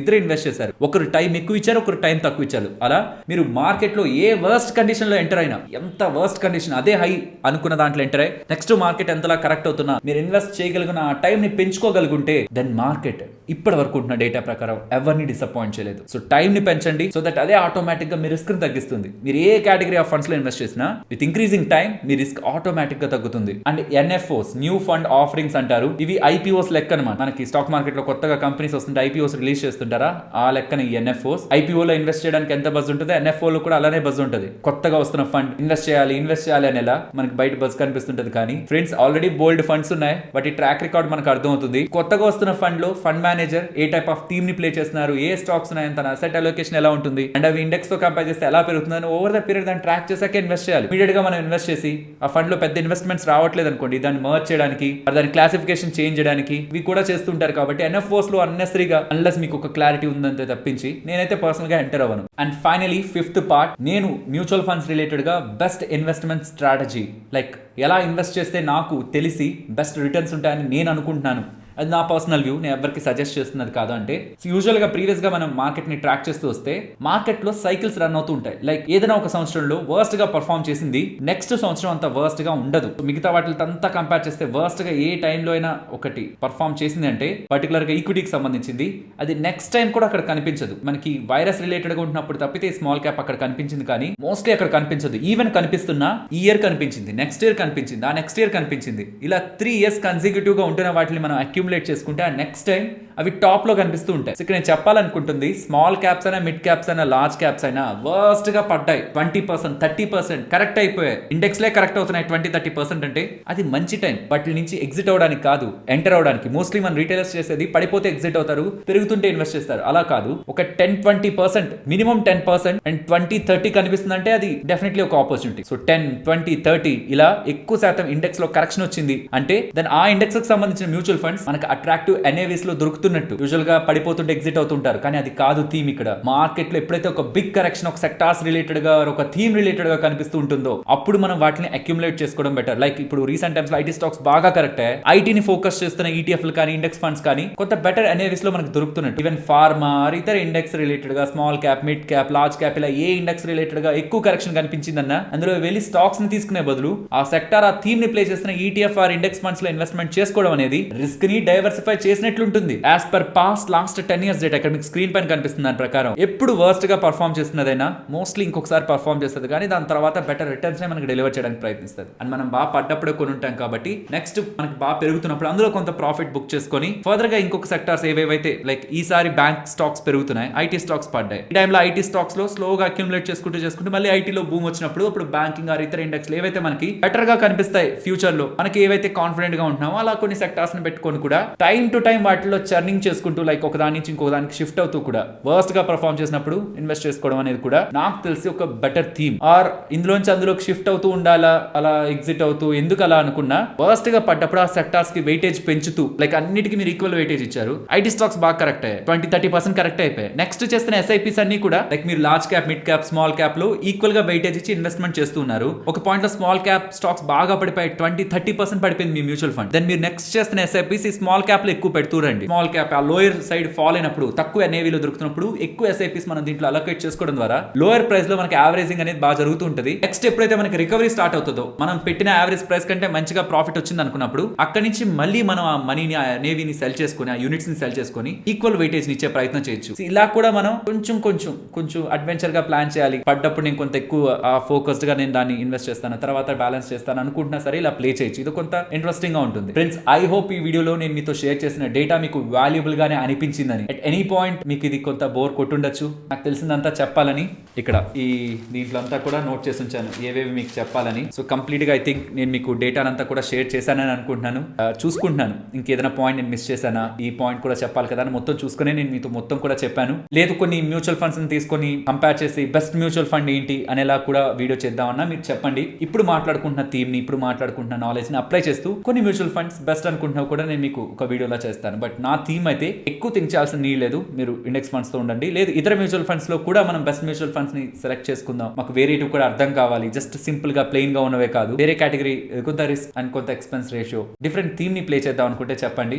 ఆ వీడియో కూడా టాప్ మ్యూచువల్ ఫండ్స్ ఇన్ 2023 వీడియోని కూడా మీ ముందుకు తీసుకొస్తాను. ఐ హోప్ ఈ వీడియో మీకు ఇంట్రెస్టింగ్ గా అనిపించిందని. ఇంట్రెస్టింగ్ గా అనిపిస్తుంటే ఫ్రెండ్స్ వీడియోని తప్పకుండా లైక్ చేయండి. అండ్ మేము పెడుతున్న ఎఫర్ట్స్ పర్టికులర్ గా ఈ వీడియో లెంత్ ఇంత ఉండాలి అని మేము అనుకోకుండా 20 minutes 15 minutes యాడ్స్ ఎక్కువ వస్తాయి, స్పాన్సర్స్ చేయొచ్చు, ఇవేం మైండ్ లో పెట్టుకోకుండా మన వాళ్ళకి కంప్లీట్ నాలెడ్జ్ అంతా ఒకే దగ్గర ఉండాలి. తెలుసుకోవాలనుకుని ఇంట్రెస్ట్ ఉన్న వాళ్ళు 100 లో కనీసం 10 members ఉన్నా 2 members ఉన్నా కంప్లీట్ గా వాళ్ళు వాచ్ చేయగలరు అనే వాళ్ళకి టైం ఉంటున్నప్పుడు ఖచ్చితంగా లాస్ట్ వరకు రావాలని నేను అనుకోని వీడియోని రికార్డ్ చేశాను. లాస్ట్ వరకు మీన్స్ ఈ పాయింట్ వరకు కూడా మీరు ఈ వీడియోని చూస్తుంటే వాచ్డ్ కంప్లీట్లీ అని పెడతారా, సో దట్ మాకు కొంత ప్రౌడ్ అనిపిస్తుంది. మనం ఇంత వీడియో చేసిన ఇంతవరకు చూసారు, అదొక డిఫరెంట్ లెవెల్ ఎక్స్పీరియన్స్. అండ్ ఇది రెగ్యులర్ గా చెప్పేదే, ఈ వీడియోని ఎవరు స్పాన్సర్ చేయలేదు అండ్ మీరు మమ్మల్ని స్పాన్సర్ చేయాలి అండ్ మన ఛానల్ నుంచి వస్తున్న ఈ వర్క్ ని మీరు స్పాన్సర్ చేయాలనుకుంటే మన ఛానల్ కి సంబంధించిన referral links and even insurance links కూడా మీకు మన ఛానల్ నుంచి వస్తున్న కంటెంట్ మీకు నచ్చుతుంటే మమ్మల్ని ఫర్దర్ గా సపోర్ట్ చేయాలనుకుంటే నా సందర్భంలో insurance even demat and trading account referral links ఉంటాయా వాటి ద్వారా మీరు అకౌంట్ ఓపెన్ చేసుకోవడానికి ప్రయత్నించవచ్చు. ఈవెన్ మీరు మ్యూచువల్ ఫండ్స్ రిలేటెడ్ గా అకౌంట్ ఓపెన్ చేసుకోవాలనుకున్నా మీకు డిమాట్ అకౌంట్ ఏం అవసరం లేదు, కానీ మీకు డిమాట్ అకౌంట్ ఉంటే మ్యూచువల్ ఫండ్స్ ని ETF ని రెండింటిని కూడా ఇన్వెస్ట్మెంట్ చేసుకోవచ్చు. సో ఒకవేళ మీరు డిమాట్ అకౌంట్ ఓపెన్ చేయాలనుకుంటే కింద లైఫ్ టైం ఫ్రీగా వస్తున్న డిమాట్ అకౌంట్స్ అండ్ ఎటువంటి యాన్యువల్ చార్జెస్ తీసుకొని డిమాట్ అకౌంట్ కంపెనీస్ లింక్స్ కూడా మీకు మొదటి కామెంట్ అండ్ డిస్క్రిప్షన్ లో ఉంటాయి. ఓకే, మరొక వీడియోలో మళ్ళీ కలుద్దాం. ఫైనలీ ఇది ఫ్రెండ్స్, మన వీడియో నచ్చిందా?